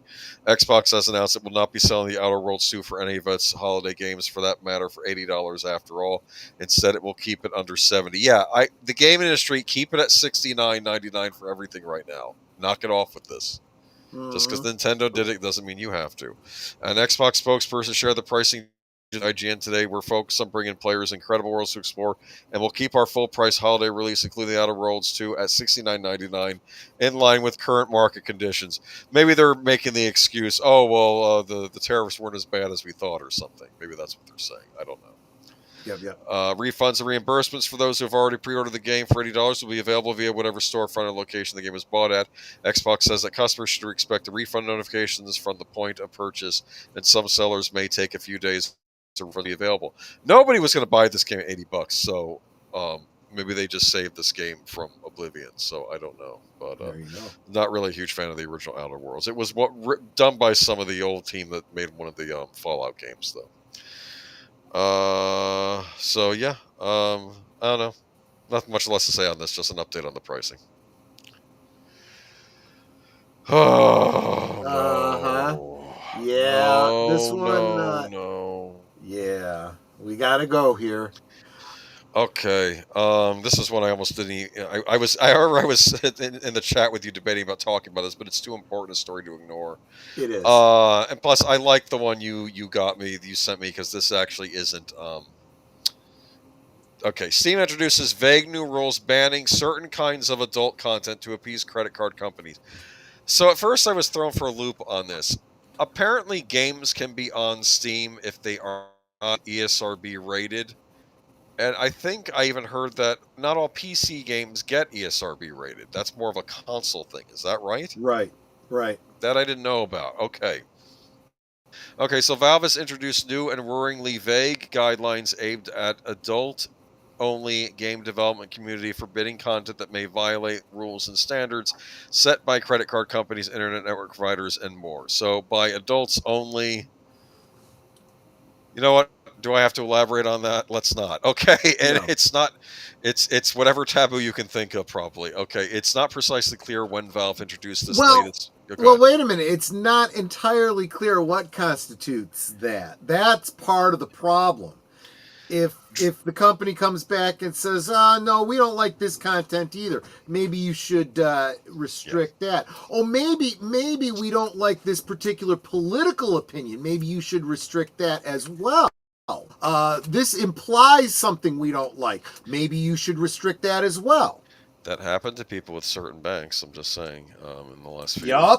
It's not back and say, well, I don't like your face, so maybe we should eliminate that. Well, yeah. It's not precisely clear when Valve introduced its latest rule stipulating violates rule standards set by credit card companies. Okay. It's not precisely clear when Valve introduced its latest ruling stipulating what developers shouldn't publish on Steam, but it appears to have been added some in the last couple of months. So far what's now banned on the platform. According to Valve, content that may violate the rules and standards set forth by its payment processors and related card networks and banks or internet network providers. There's some small nod toward additional clarity, but not much. Valve suggests developers should, in particular, avoid publishing certain kinds of adults-only content, provides no specifics beyond that.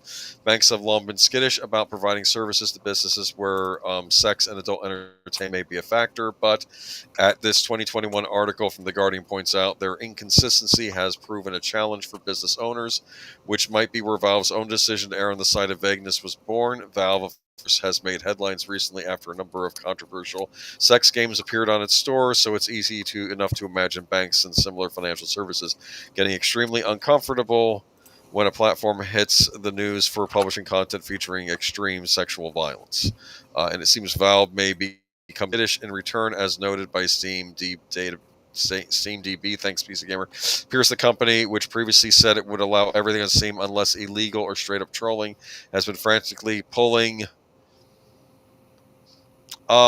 taboo. I'm just gonna say taboo themed games. You can see it in the article. Okay, from its store in recent times. The vagueness of Valve's wording means confusion and concerning among adult content developers is likely to intensify as they grapple with the reality that financial institutions may not be the ultimate arbiters of ever-changing acceptability on Steam. So what I had heard was an activist group in Australia had gone to the payment processors and alerted them of this, and the payment processors stepped in and said taking this game off. But I have a problem with payment processors being in charge of what is basically the First Amendment, even if it's stuff that I personally wouldn't buy or enjoy myself. Do you understand? Yeah, and I do want to address this question. Jesse Guajardo says, Troy, why are the damn credit card companies getting involved in video games? They do know they'll possibly lose customers and money over this BS. That does not even factor in. They can't lose because they are a monopoly. We'll get to that with the next article. Yeah. But you just try not using a credit card to order an online game. Just try doing that. I also want to be clear that we don't even know who the payment processors are in this case. We're assuming it's the big two, and we're assuming it might be other ones that, frankly, I don't know. We're assuming it's the big ones that got involved in this, but no one has said who they are. They are banned. Imagine how many people were going to cancel their. Okay, here's what happens. I know that this one activist group that was spurring on these companies hated GTA 5 and wanted that off the things too. But obviously, again, you can cancel your Visa card over GTA. Good luck trying to do any kind of online business without your credit card. That's what they're banking on. They have become a monopoly, and they have so much power. Your one, credit card means zero to them. And what is their purpose? It goes beyond business. This comes right down to, social engineering once again.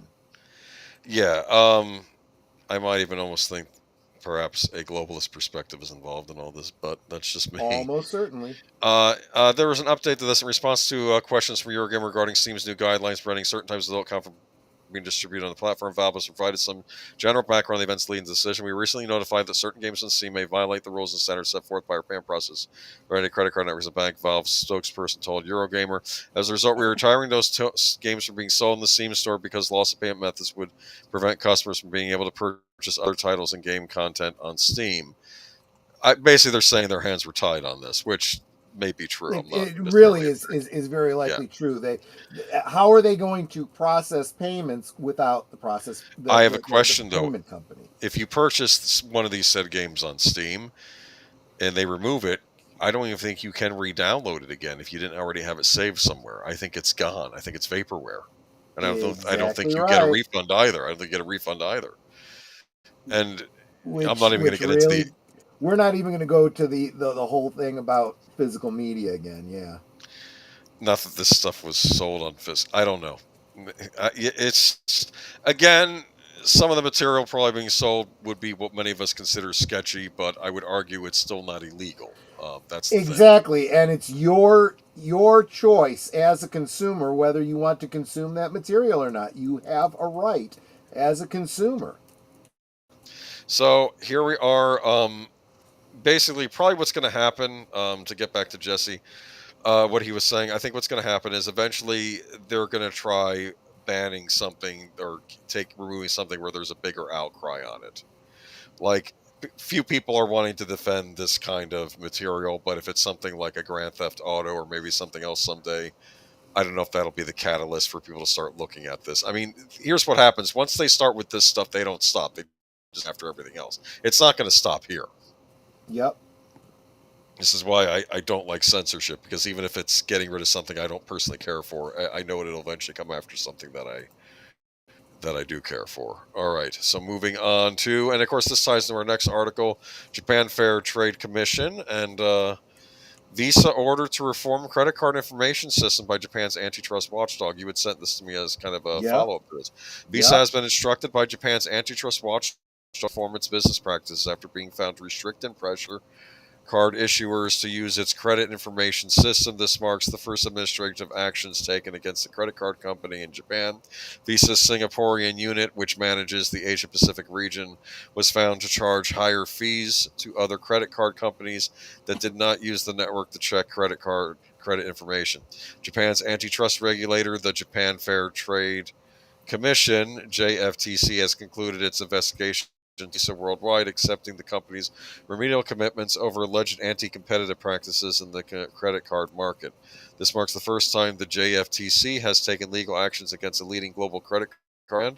The probe focus on allegations that Visa's Singaporean arm, which handles its Japanese businesses, unfairly steered Japanese companies toward its card authorization system over rivals through a subtle rule change in the complex networks of credit cards transactions. The JFTC found that Visa charged higher fees up to other credit card companies that did not use its networks to check credit information. In response to the investigation, Visa has committed to reforms aimed at addressing these practices. The specifics of these reforms are not yet publicly disclosed, but the JFTC has closed the probe after accepting Visa's commitments. This development is significant as it sets precedent for future antitrust actions against major global financial institutions operating in Japan. Separately, Visa's regulatory scrutiny in New Zealand, where the Commerce Commission has reduced interchange fees paid by businesses to accept Visa and MasterCard payments. The regulator has decided not to regulate the fees for commercial credit card and prepaid debit card payments at this time. This decision aims to cut costs for businesses and consumers, with the Commission estimating that the average business could save around $500 each year for lower fees. Latest developments underscore the ongoing regulatory focus on fair competition financial services sector. As Visa and other major financial institutions navigate these regulatory challenges, they must adapt their business practices to comply with antitrust laws and ensure fair treatment for all market participants. So I guess good on New Zealand too. They are not Australia, obviously. So obviously this doesn't tie directly to the problems we were pointing out on the previous one, but it is related. This does seem to be a first step in breaking up these predatory, monopolistic practices of the financial institutions. Yes, Gesundheit. Thank you. I know this sort of ties with the last topic, but I did want to bring it up. Everybody who bought one of these games off Steam should make a class action lawsuit against them. Here's the problem. I think they're banking on at least this for this time being they'd be too embarrassed to do that because of the content of the thing they bought. They don't want to expose as having bought something like that. Troy, I can see where class action lawsuits just waiting to happen with Rockstars and with Karen running the credit card companies. Okay. Yeah. All right. So I don't know. This is kind of creepy. This is. I'd almost say this is like remember in The Dark Knight when Batman came up with that thing to stop the Joker where he could read everyone's phones, or he was doing something to track him, and Lucius Fox is like saying, look, I'll help you with this and do this, but I can't work for you after this because this is a breach. This is going too far. This is going too far. And then Bruce Wayne said, look, when it happens, just press this button, and when he does, the entire thing he built gets destroyed, so it can't be used again. He was just using it that one time to get the Joker. So it's kind of you have to stop the Joker, he's terrible, and I guess in this case, people think this content of game is terrible. I frankly think, though, it's a First Amendment thing. Well, but at the same time, you're making an unholy alliance here with with these companies, and they're not going to stop with this. They can go after political speech, they can go after other artistic things they don't like, which are not of this nature, and still go after it. It doesn't stop with this. Yep. Okay. Anything left on that? Nope. All right. Moving on to good news, perhaps. Oh wait, we got a thing. Geek Flag, bless you, Netter, for $2. Thank you so much, Thank Netter. you, Nate. That's sweet of you. Thank you. Pity there's not like a tissue like emoji or something. Right? I was just gonna say, I feel weird monetizing my wife's sneezes, but thank you very much for the kind thought. You could have an ASMR stream with just Snetter sneezes right there. Oh gosh, yeah. Okay, Tony and Ziva, new series. What? You had often said when Bull was on, you would pick on Bull. You're saying he's always Denozo. And because of Bull, he's not Denozo anymore. I love Denozo. I really did. And Netter, did you even know about this? I did not. Yeah, let's get into it. It just got announced this week at Comic-Con over the weekend. We'll have more Comic-Con stories next week, but I did sneak a couple in here. Tony and Ziva made their Comic-Con debut Thursday in San Diego, where stars Michael Weatherly and Cote de Pablo, am I saying that right? Regaled the crowd with a new trailer and tales from the set of the newest NCIS spinoff. The 10-episode series dubbed NCIS Tony and Ziva will premiere September 4th with 3 episodes on Paramount Plus. Following the premiere, new episodes will drop weekly on Thursdays with the season finale set for October 23rd. The panel at the Hilton's Indigo Ballroom also featured executive producer and showrunner John McNamara and moderator Brian Ditson of NCIS. McNamara promised the show should appeal to both diehard fans and newbies. I do feel that we try to work a balance between what institutional viewers who know it cold, he said. I don't think they will be bored. Hopefully they'll be almost nostalgic to see. The new viewers will hopefully be like, oh, wow, these two are a thing. The spin-off picks up after Ziva's supposed death when Tony left NCIS team to go raise their daughter. Years later, Ziva was discovered alive, leading her to complete one final mission with NCIS before she was reunited with Tony and their daughter. Since then, Tony and Ziva have been raising their daughter Telly together. When Tony's security company is attacked, they must go on the run across Europe, trying to figure out who is after them. It's an epic love story about two people going on a journey, said de Pablo. Added Weatherly, it's not a will they or won't they, it's when will they. Okay. NCS Tony and Ziva also stars Amita Suman, Maximilian Osinski, Larry Rossi, Isla Gee, Nasami Benchikio, Terrence Manor, Julian Overon, and James Darcy. Nice. The series is executive produced by McNamara, Pablo Weatherly, Laura Leeser, Christina Strain, Shelley Meals, and Marzi Almus. The series is produced by CBS Studios and distributed by Paramount Global Content Distribution. Well, what do you think, huh? I'm actually kind of excited. Netter, what do you think? You're the bigger fan. Well, it's interesting. I guess Denozo couldn't make it on that other show. What's it called, Boss or something? Where he played attorney or something? He wasn't. No, they made a point that he failed this was a big secret on the show that someone finally found out. He failed the law exam. No, he was a psychologist that was able to read juries and had an advanced thing of jury screening. Bull was a great show. He failed at that. Yeah, he didn't fail at that. It was NCIS. But the thing is, though, will Gibbs accept him back? Anyway, and I think Gibbs eventually left NCIS, and now it's Gary Cole's on there. I do like Gary Cole. So many times and come back so many times. Right. But he's an executive producer, so he can. Yeah. Yes. But, hey, well, maybe he'll pop in. Yeah. But Bull was great, except for that final season. They up the final season. They figured out a way to do that because they kicked the writers out. Did one of the head writers get Me Too? Something happened. Yeah, they got rid of the main producer. They also got rid of the actor Freddie Rodriguez, who played one of the main lawyers on there, which bothered me. And it was some okay episodes, but it was off. I loved Bull. I mean, I know Mike Weatherly from NCIS. I would watch it as Denozo on that. Right. There was the great line where they had to have McGee. They had to get into this club, right? And McGee was already a published author, right? He was writing those thriller novels, right? That was based on. They were actually very popular, and apparently he made a lot of money off of them.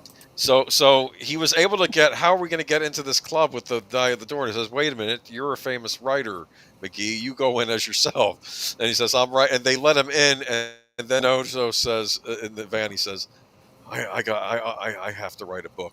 And then Gibbs says, you might want to read one first. Yes, that's exactly right. That's exactly right. Oh, gosh. Bull was canceled for financial reasons and scandal. Yeah, well, there was a scandal that I don't know what happened with the scandal, because I don't know why there was an internal investigation of Freddie Rodriguez, and then he was gone. Yeah. And I'm sorry, I liked his character on the show. I just in general like that show, and then the head writer got kicked off to the head producer, and I'm sorry, maybe he ran the writers too hard, but it was still a well done show, and that last season wasn't great. Another NCIS I passed, no character development. All come that this is a spinoff. This is about Tony and Ziva. So plus I'm watching NCIS Sydney right now, which is I love too that Real Weight Nation Gaming Club, welcome by the way, says I trouble, but the first episode lost me. I kind of tried it too, but I was like, no, get back to NCIS. I don't want to watch this show. Get back to NCIS. I don't want to watch this show. I enjoyed Bull, but I tend to like lawyer shows. And I used to love the David E. Kelly lawyer shows like Ellen McBeal, The Practice, Boston Legal. And so when Bull came on, I felt like they never returned to the legal drama, but in a different way. It was more, I don't want to say comic. It was more like using the scientific method for actually winning court cases or something. It was kind of interesting. But Eliza, was brought on the show, but she sued the show for two reasons. It comes to mind. It came out the show was all kinds of. Okay, I don't know what happened with her on the set. I remembered when she showed up on the show. I'm like, well, here. I'm one of these jerk audience members. I didn't like her on the show. I remember she was on Buffy, but I don't know, and I think what I had heard, Michael, whether they were someone on the set was toying with making her like a co-star, like same billing as Michael Weatherly. He didn't like that, but to be fair, as someone in the audience, I didn't like that either. I liked the All Law and Order, The Practice, L.A. Law. Practice was really good those first few seasons. I did like it, but anyway, Tony and Ziva coming to streaming September 4th. Spinal Tap. The end continues. Yeah, this one kind of surprised me. New trailer. I watched the trailer for this. Nigel, David, and Derek haven't seen the film. Rob Reiner said Thursday before unveiling the first trailer for his mockumentary sequel, Spinal Tap 2, The End Continues, during Collider's directors and on directors panel at Comic-Con. Spinal Tap 2 has Christopher Guest, Michael McKean, and Harry Shearer back as legendary heavy metal Tap. The film follows England's loudest and most punctual band as they reunite after a 15-year hiatus for one final concert. Also featured in the sequel will be cameos from Elton John, Paul McCartney, Garth Brooks, and Trisha Yearwood, as well as appearances from Paul Schaefer, Fran Drescher, Don Lake, John Michael Higgins, Nina Conti, Griffin Matthews, Kerry Godly man? I assume your ancestor was a godly man. I'm sorry, I had to. You think I'm joking? Okay, and Chris Addison. What I find interesting about this, there was a scene in the trailer where Paul McCartney was saying, "Pink torpedo, that's poetry." Yeah. Like Paul McCartney was treating Spinal Tap like, oh, they really are brilliant. I don't know why people don't take them all seriously. How does the group reunion concert come back to life at the Lakefront Arena in New Orleans? As Smalls reveals in the trailer, there was a cancellation an evening with Stormy Daniels. Old age has taken them. Derek is doing crypto commercials. Nigel forms with a pub band, hard rock that is, and the group is still grappling with losing 11 drummers. Okay, so it looks fun. I'm going to try to catch it in theaters. But don't blow it, Ryan. Well, I hope not. Because I know, Troy, you and Netter had seen the first movie for the first time, right? We just recently saw it for the first time. Yeah, it was a trip. It was wow.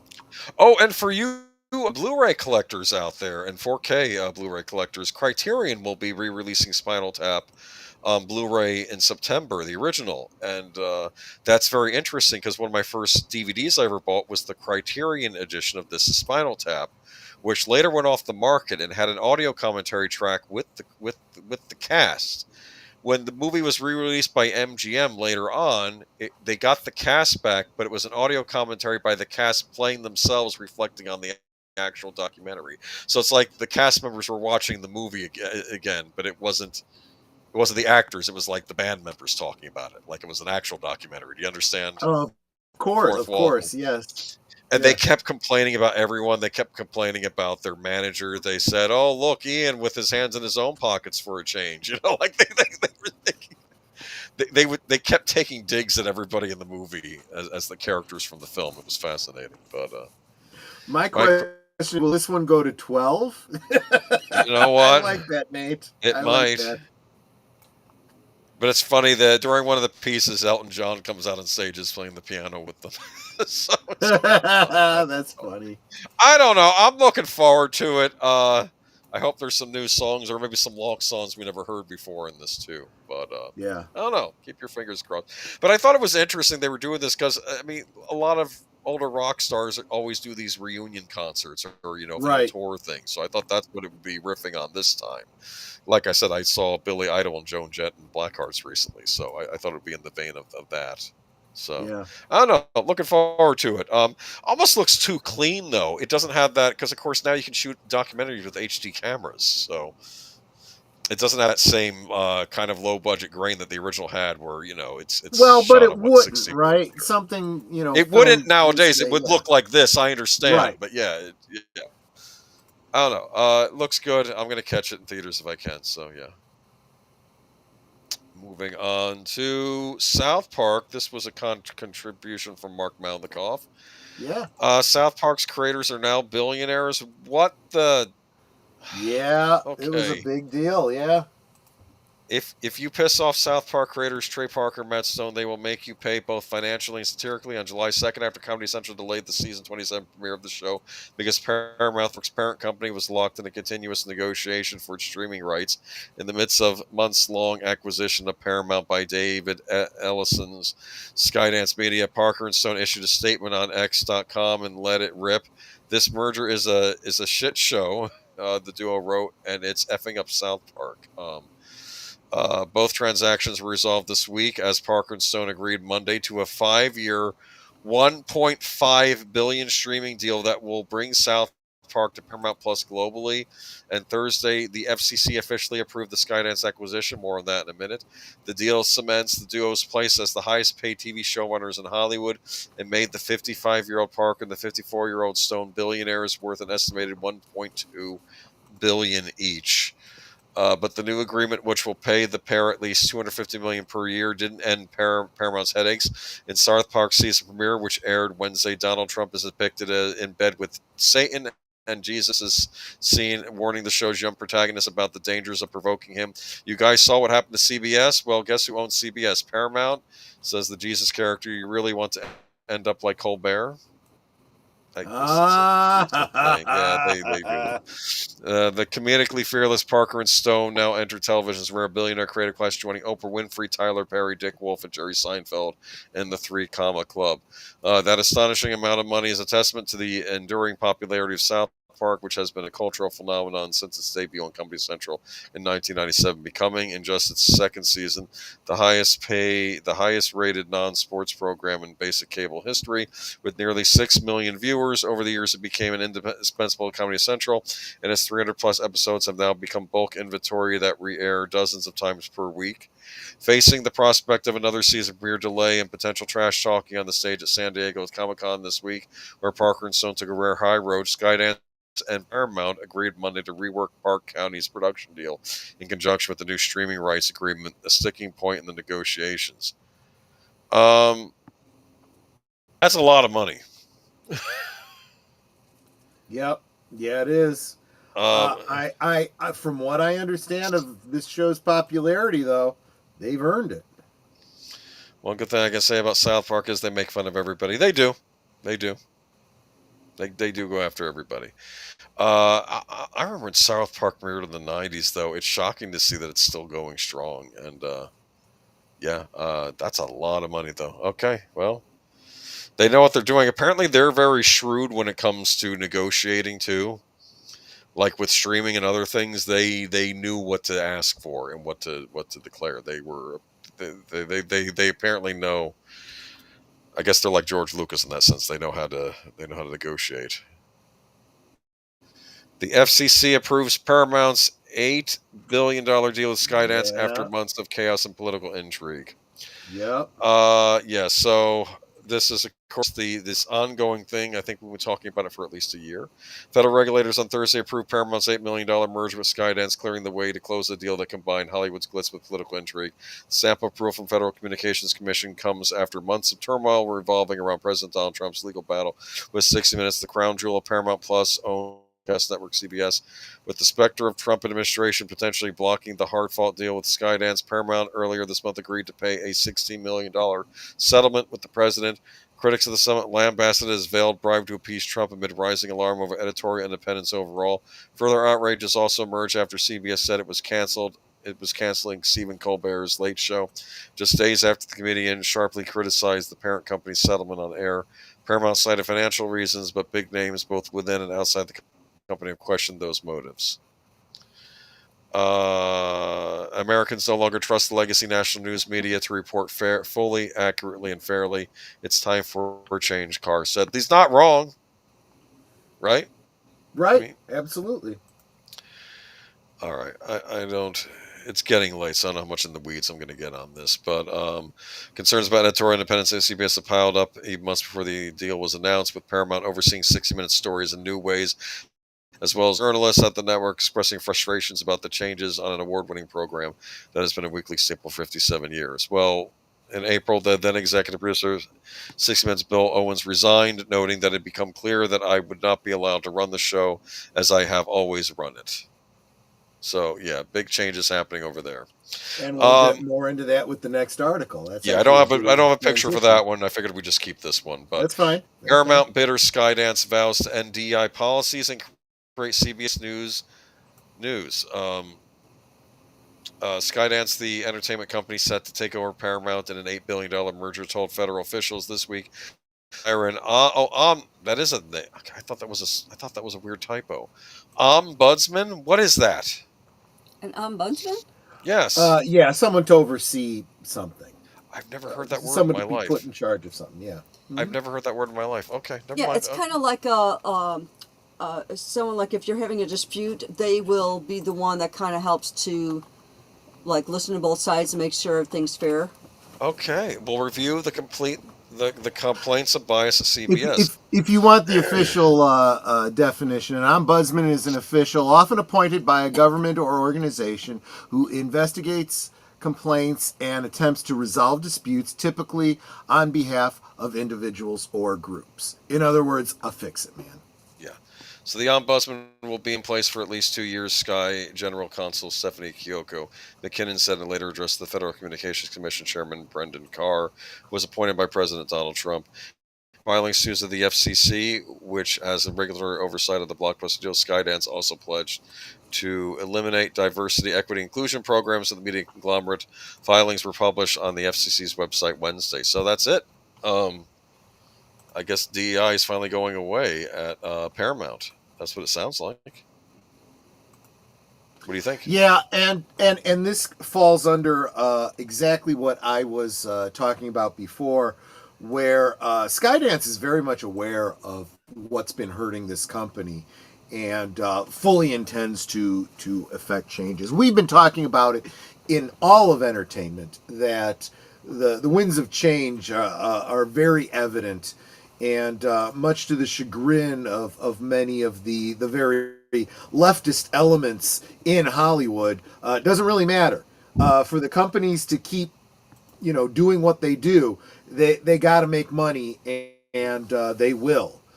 So they are going to start going with the Michael Jordan philosophy of business. Republicans have money too, Yeah. and so a lot of that type stuff that we've hated for so long is changing, and this also means, and in very simple terms, I've mentioned this about Paramount and specifically Star Trek before, that means that contracts are going to be not renewed.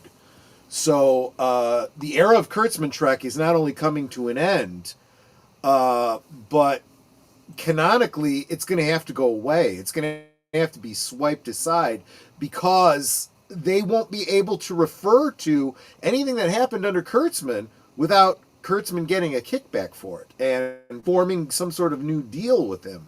And they don't want to do that. So it'll be we will be living in interesting times as we see this this whole Paramount thing play itself out. DI will go away because it's illegal. Yeah, I agree. It always was. It's just they ignored that because they could get away with it. All right, moving on to Microsoft. Sorry, this is in the Misc section. This is interesting. Well, it wasn't really gaming. No, I know. I feel like we're nearing the end, but why is it saying I have 29 more pages? I don't have 29 more pages. Maybe you have a whole bunch of blank pages. No, you've got Microsoft, yeah, and 2 more after this. There's only 2, or there's only 3 in the miscellaneous. That's weird. Hold on. Now I lost. Hold on. Sorry, bear with me a moment here. Microsoft. Okay, I got it. Okay. I just lost my place there for a second. Okay. No. Oh, I'm on page 25. Okay, never mind. There you go. Okay, Microsoft after 29 pages. I thought it was like only halfway through. Microsoft after nearly 2 decades has exited the business of selling digital TV movies. Let's say you own an Xbox, go on the Xbox store, and you can buy the latest movie on your Xbox store and watch it on your Xbox, right? Well, now they've exited this business of selling digital TV and movies. Without advance warning, Microsoft Movies and TV app of this Friday has stopped sales and rentals of movies and TV shows. Importantly, Microsoft no longer offers new entertainment content for purchase, including movies and TV shows on Microsoft.com, Microsoft Store on Windows, and Microsoft Store on Xbox. The tech giant says in a support notice on its site. A similar notice appears on the Xbox support site. The notice did not provide any explanation for the decision. A Microsoft rep declined to provide further comment when contacted by Variety. The company's discontinuation of movie TV sales and rentals was spotted earlier. It's all going to go away at some point. All these digital sites that sold the movies, they're all going to disappear. I think at some point. I've come to this conclusion. Mm-hmm. I maybe iTunes will be the last one. Customers who have previously purchased content at Microsoft Movies and TV storefront can continue to access it on Xbox and Windows device. The notice says Microsoft is not offering refunds, citing Microsoft terms of sale. So, yeah, goes back to what we say about owning physical media. I don't think they're going to allow you to download these movies and TV shows forever that you purchased. I think you're going to be able to watch them for a period, and then they're just going to disappear. What do you think? Yeah, I mean, I think that the reality is that we got to remember that the people with the money are the ones that hold the power, right? And they send the message, what they want, and hopefully, the big monopolies start learning that they're only monopolies because they're able to manipulate us. If we ever learn that we can resist, they lose their monopoly. This must have been an Apple competing thing, because Apple sells movies and TV shows on the iTunes store. So Microsoft probably figured we need to be doing the same thing. So you think this is the equivalent of the whole Apple iPod, iObject, as opposed to whatever Microsoft's version of that was that never took off? It's possible. I mean, Sony does the same. I think Sony does a similar thing with PlayStation. So we had a story while they had to get rid of shows, and if you had purchased that, you were out of luck. Now, I think since then Sony figured out a way to reinstate those, but I think Microsoft just realized it doesn't want to be in the movies and TV side of things anymore. It's just going to chuck it. But the trouble is, you can't get refunds on the stuff you purchased, and I guess you can download digital files of these that are only compatible with this Microsoft software. I mean, this is a problem. Yeah. So Microsoft stopped selling digital movies and TV shows. It cost them more money for the licensing fees that they were bringing in. Well, then why did they do it to begin with, though? They want to have their hands in everything, but then they pull out years later when it's inconvenient. I mean, Apple is in it for the long haul with movies and TV on their services because they even have. I think they do have a game plan for having, or maybe they don't. Maybe I'm giving them too much credit. I don't know. Okay, that's enough time on this. I feel bad if you bought stuff off the Microsoft Store. You're probably going to lose it. Okay. Yep. This is a fun story this week. I kind of got a kick out of this. I might have to pick this up just once. Yeah. The new season of Wednesday drops on Netflix August 6th, and fans of the Jenna Ortega-led series couldn't be more excited. If you can't wait until next... I love the thing on the back. There's nothing happy about this meal. No, there are all sorts of Wendy's joke. Like they had a sign called, instead of Wendy's, Wednesdays. Wednesdays, yes. I liked it. What's the Wendy's slogan? Like Quality is our passion or something, and she says pain is my passion, I think, on hers. It's like this. It's like this. It's just terrible. But look at this. That actually looks interesting. This looks very goth. I'm sorry. Yes, it is actually pretty cool. Yeah. Like if fast food was like if we lived in a goth world, it would. If this was fast food. Right. The themed meal sounds delicious. Designed by Wednesday Addams, the other pigtailed outcast herself, the limited time meal of misfortune is centered around the dips of dread. 4 Inferno-styled mystery sauces, along with Reston 10-piece nuggets, small Kirsten crispy fries, and a small Raven's Blood Frosty, all served with custom packaging only Wednesday could have devised, the brand announced. It will be available August 4th. And will be available at Wendy's restaurants nationwide via the app just in time for the Wednesday Season 2 Part 1 premiere on Netflix at Wednesday, August 6th. It'll be available in Canada, Puerto Rico, Bahamas, and Guam as well on August 11th. You will get 2 of 4 mystery dips with each meal. There will also be 2 mystery dipping sauces. Only fate will decide which of the 4 dips you will get. It could be You Can't Hide. I guess that's spelled like Mr. Hyde. This Will Sting, Grave Mistake, or Nowhere to Woe. Don't bother asking which sauce you'll get. You must surrender to your destiny. Those brave enough to try them all must endure multiple visits. Wendy's teases. What earth is the Frosty? Wayward souls can dip into Raven's Blood Frosty, complete with a spoon of gloom, and Wednesday-themed Frosty cups, perfect for seeing that delicious dark cherry swirl they added. Okay, so it's not actual Raven's Blood. Cool. That is pretty. Well, of course not. I don't know, man. Kind of brilliant. And the dark cherry actually sounds really good. I may just want to stop in just for that. Just get a Frosty. You can probably get a Frosty. Yeah. Let's get the Frosty with that. Their nuggets aren't bad for fast food. It's they're white meat at least. They don't just Some of those original McDonald's McNuggets from the '80s, man, you didn't quite know what was in them. Right. But I don't know. I might pick this up. I'm curious about these sauces, what they are. I'm sure the Running on Empty guy is going to do a review of this meal, but I don't know. I might have to pick this up. We'll see. I'll have to let you know. Great. Now I'm hungry. I don't look back. It's available August 4th. Available August 4th. So I haven't had a Frosty in years, actually. So you want to go to Wendy's for our anniversary? I'm kidding. Maybe for lunch. Okay. You have to do a proper dinner. And then our last story. Sure. It's not a typical collaboration, but I think these collaborations are cool. Yeah. So, I don't know. And I need to watch Wednesday. I've heard good things about it. Oh, welcome. I have too, yeah. Lots. Swinging in Tanze, but hear about hit a severe storm, probably lose power because they... Oh. Okay. Well, I'm sorry to hear that, but I hope you make it through the night. All right. Yeah. Get yourself a depressing Wednesday meal when the time allows. And finally, last article of the night. Our last article of the night. Oh, I gotta actually move the thing. Is Rachel Zegler's in the news? Yes, and I have already said that I don't believe that this is this. I don't think this is what the line is saying. I think this is a little bit clickbaity, but we'll get into it. Well, that's why I brought it up with you, because I want to get clarification on this. Like, is this normal? Does this happen? Okay, I'm just going to read it. Rachel Zegler abruptly exit Evita performance mid-show and understudy received standing ovation. Rachel Zegler had to exit stage left on Thursday.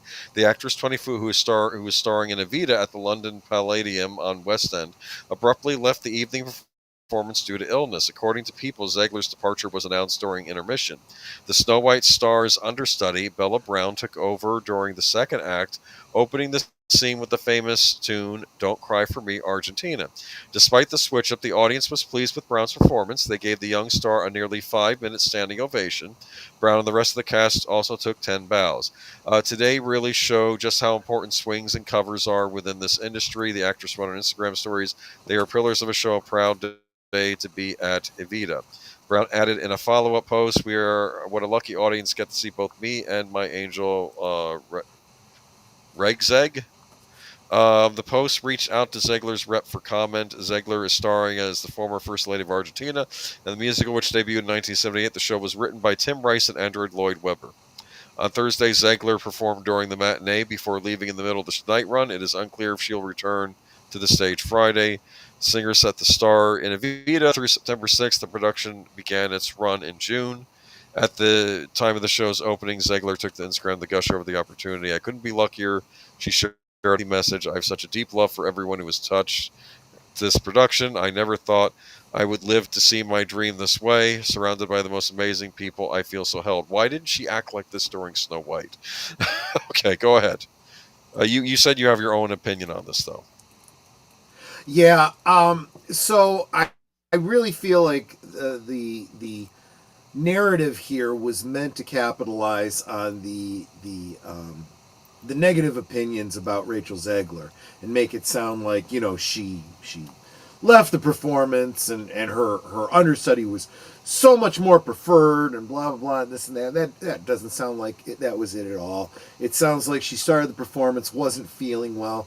She couldn't complete the show, so her understudy did what understudies do and took over for her. And the audience was very positive of it because these things happen in live performances. And I will say this: I picked on Ziegler in the past, but I think in this instance she is acting how she should act, and giving props to the understudy, right? And now, in addition to giving props to the understudy, I if I was going to put any kind of a slant on this, I would say maybe she wasn't feeling well in inverted commas, and did this intentionally to give her understudy a little bit of glory and uplift her a little bit. I'm speculating based on nothing. It's just a possibility. It could potentially be a little bit of virtue signaling on her part, if you're going to try to assume the worst of her. But it isn't necessarily the case. Who knows? I mean, okay. It's Broadway, baby. Who knows? But I take it this happens in theater, though. This can happen. Sure. I'll give you a for instance. When I was in my first year in college, my buddy Otto came back from the service, and we went out to see The Man of La Mancha at the Chicago Theater, starring Raul Julia. It was an incredible performance. His co-star playing Dulcinea was supposed to have been Sheena Easton, and Sheena Easton wasn't feeling well for the entire run here in Chicago, so she never actually performed here in Chicago. So no idea how well she would have done, but her understudy was fabulous. So usually the understudies are also very professional performers. They get right. Oh, so, absolutely. Yeah. And usually they're set up to have some other role in the play. Everybody in a professional production is going to be incredibly talented, but yes, you have to be prepared to take on other roles, because this isn't like a pre-screened edited film where the actor literally breaks his leg and you can work around it and CG over it and have a stand-in do long shots. No, this is a live performance, and you need someone to jump in and play that role. So this is another reason why I've always been bothered by this whole idea. Well, you can't recast Indiana Jones. It's always got to be Harrison Ford. No, it does not. That's not how acting works. Like I said, with a live performance, you could swap out an actor in the middle of the performance. There you Let go. That's what alone they did for here. the next performance, you know? So I'm glad the audience had a good time and that the production was saved. So okay, that's all. But yeah, I wasn't necessarily putting in this as a thing to rag on Zegler. I was just curious. No, to see but a what lot of people are talking about it right now, so I did Okay. feel like it was something we should probably give an even-handed, Plus, I know you discussion. know a bit about theater, so you'd have. I thought you'd have an interesting. Oh, I didn't even perspective think on about this. that fact, but That yeah, I that's why I suppose picked it so. because I thought Yeah. Troy will tell me if this is odd or if this is normal. Okay, that's what No. This is absolutely normal. Okay. Like I said, you can take her at her word or not that she wasn't feeling well and what the reasoning behind it was, but it's perfectly plausible that she literally couldn't go on for whatever reason and for an understudy to jump in. Yeah, the show must go on. Yes, that's where that comes from. Exactly. All right, moving on to nothing. So The we're end. done. That's it. That's the end. The Yeah. end. Thank you everybody for stopping by. Thank you so much for the super chats and everything else. And thank you, hopefully, for also coming to our future shows this week, starting with anything going on tonight with deleted scenes. So, Deleted, if you're in the chat, I didn't see a late night show for you to redirect everyone to. If you're doing one, let me know. But, next thing up for me will be, how do you call it? The tomorrow night, members night at the movies. Those of you that are members, including someone who was gifted a membership tonight, absolutely can join me if you are so inclined and interested at 8 Central, 9 Eastern. I will be hosting a members movie that I did not ever get a hole up for you guys, but I think based on a suggestion from Big Al on Saturday, I think I'm going to go ahead and do Suburban Commando to kind of honor Hulk Hogan. Shelley Duvall and Christopher Lloyd. Yeah. So I think we'll do that one. And going forward, I think I want to kind of expand. Netter does retro cinema. We can start doing more current films if you guys want. So let's start thinking about that as a group of members. See what you guys think. Okay, Deleted Scene says it confirms there's no reserve seats for tonight, so that's fine. Gotcha. That's fine. And Suburban Commando tomorrow night. Yeah. And but yeah, there you go. And then that brings us to Tuesday. Well, Tuesday night, I know that Deleted does have his super secret, movie night thing there, and that's fine. But at 7:30 Central, 8:30 Eastern, on his channel and all of his affiliates, we will be discussing Inland Empire. We watched it over the past 2 weeks, and this week we will try to dig into the underlying meaning. I think you guys are already starting to tease out a good portion of it, but I've done a lot of research, so I got some notes to bring, which then leads us into the season 3 finale of Blake 7. The episode is Terminal, and all I can say is everything changes after this, just like after season 2. Some big changes. Changes to the roster, changes to the sets. So you might want to tune in and see what's happening there. So it's a big deal. Oh, yeah. And a good episode. Really good episode. Let's see. And then Thursday...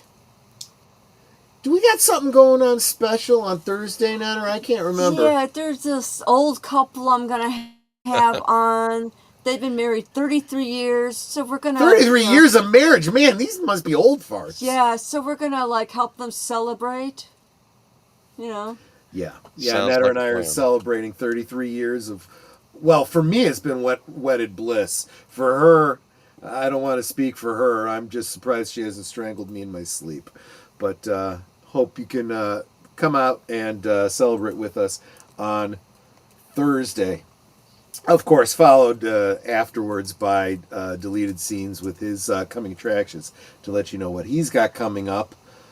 And that takes us into Friday, where Boomer and I are still working out. We've got a couple ideas about what we're going to do. It'll be special, whatever it is. It'll be fun. It'll be fun. It'll be a fun. Even if it's fun because of the alcohol. One way or another, it'll be fun. So that'll be Friday at 9 Central on Last Call with Troy Pacelli and his affiliates. Yes. And that brings us to Saturday. Saturday, Netter's Network Retro Cinema, a movie that I've had sitting on my shelf and have not yet watched. Demi Moore is G.I. Jane. You never saw that movie? Nope. I saw that in the theater. Because I wanted to see it and never got around to it. So now I'm going to watch it. It's good. I remember Which watching is why it. we do this, I suppose. Yes. So that will be Saturday, and that brings us back to Sunday again. Yeah, well, you'll be able to check out Unscripted with Deleted Scenes, and then check us out for next week. We will be having Comic-Con news, I think, because I know that was the big thing over the weekend, and I did do a couple preview stories, but I think there was going to be more to tell. I don't know if I want to talk about Starfleet Academy, though. Don't even get me started on Starfleet Academy. Well, again, I do feel that all of that is going to be going away as the Kurtzman era ends. But I will say that I've got some thoughts about the announcement by Hasbro of the Star Wars HasLab that I am not anticipating actually getting funded. We'll talk about that maybe a little bit next week. Too. Cool. Yeah. All right. Y'all have a good week. Check out our streams during the week, and have a good one. And members, watch for your names. Take care, everyone. Bye-bye. Bye-bye.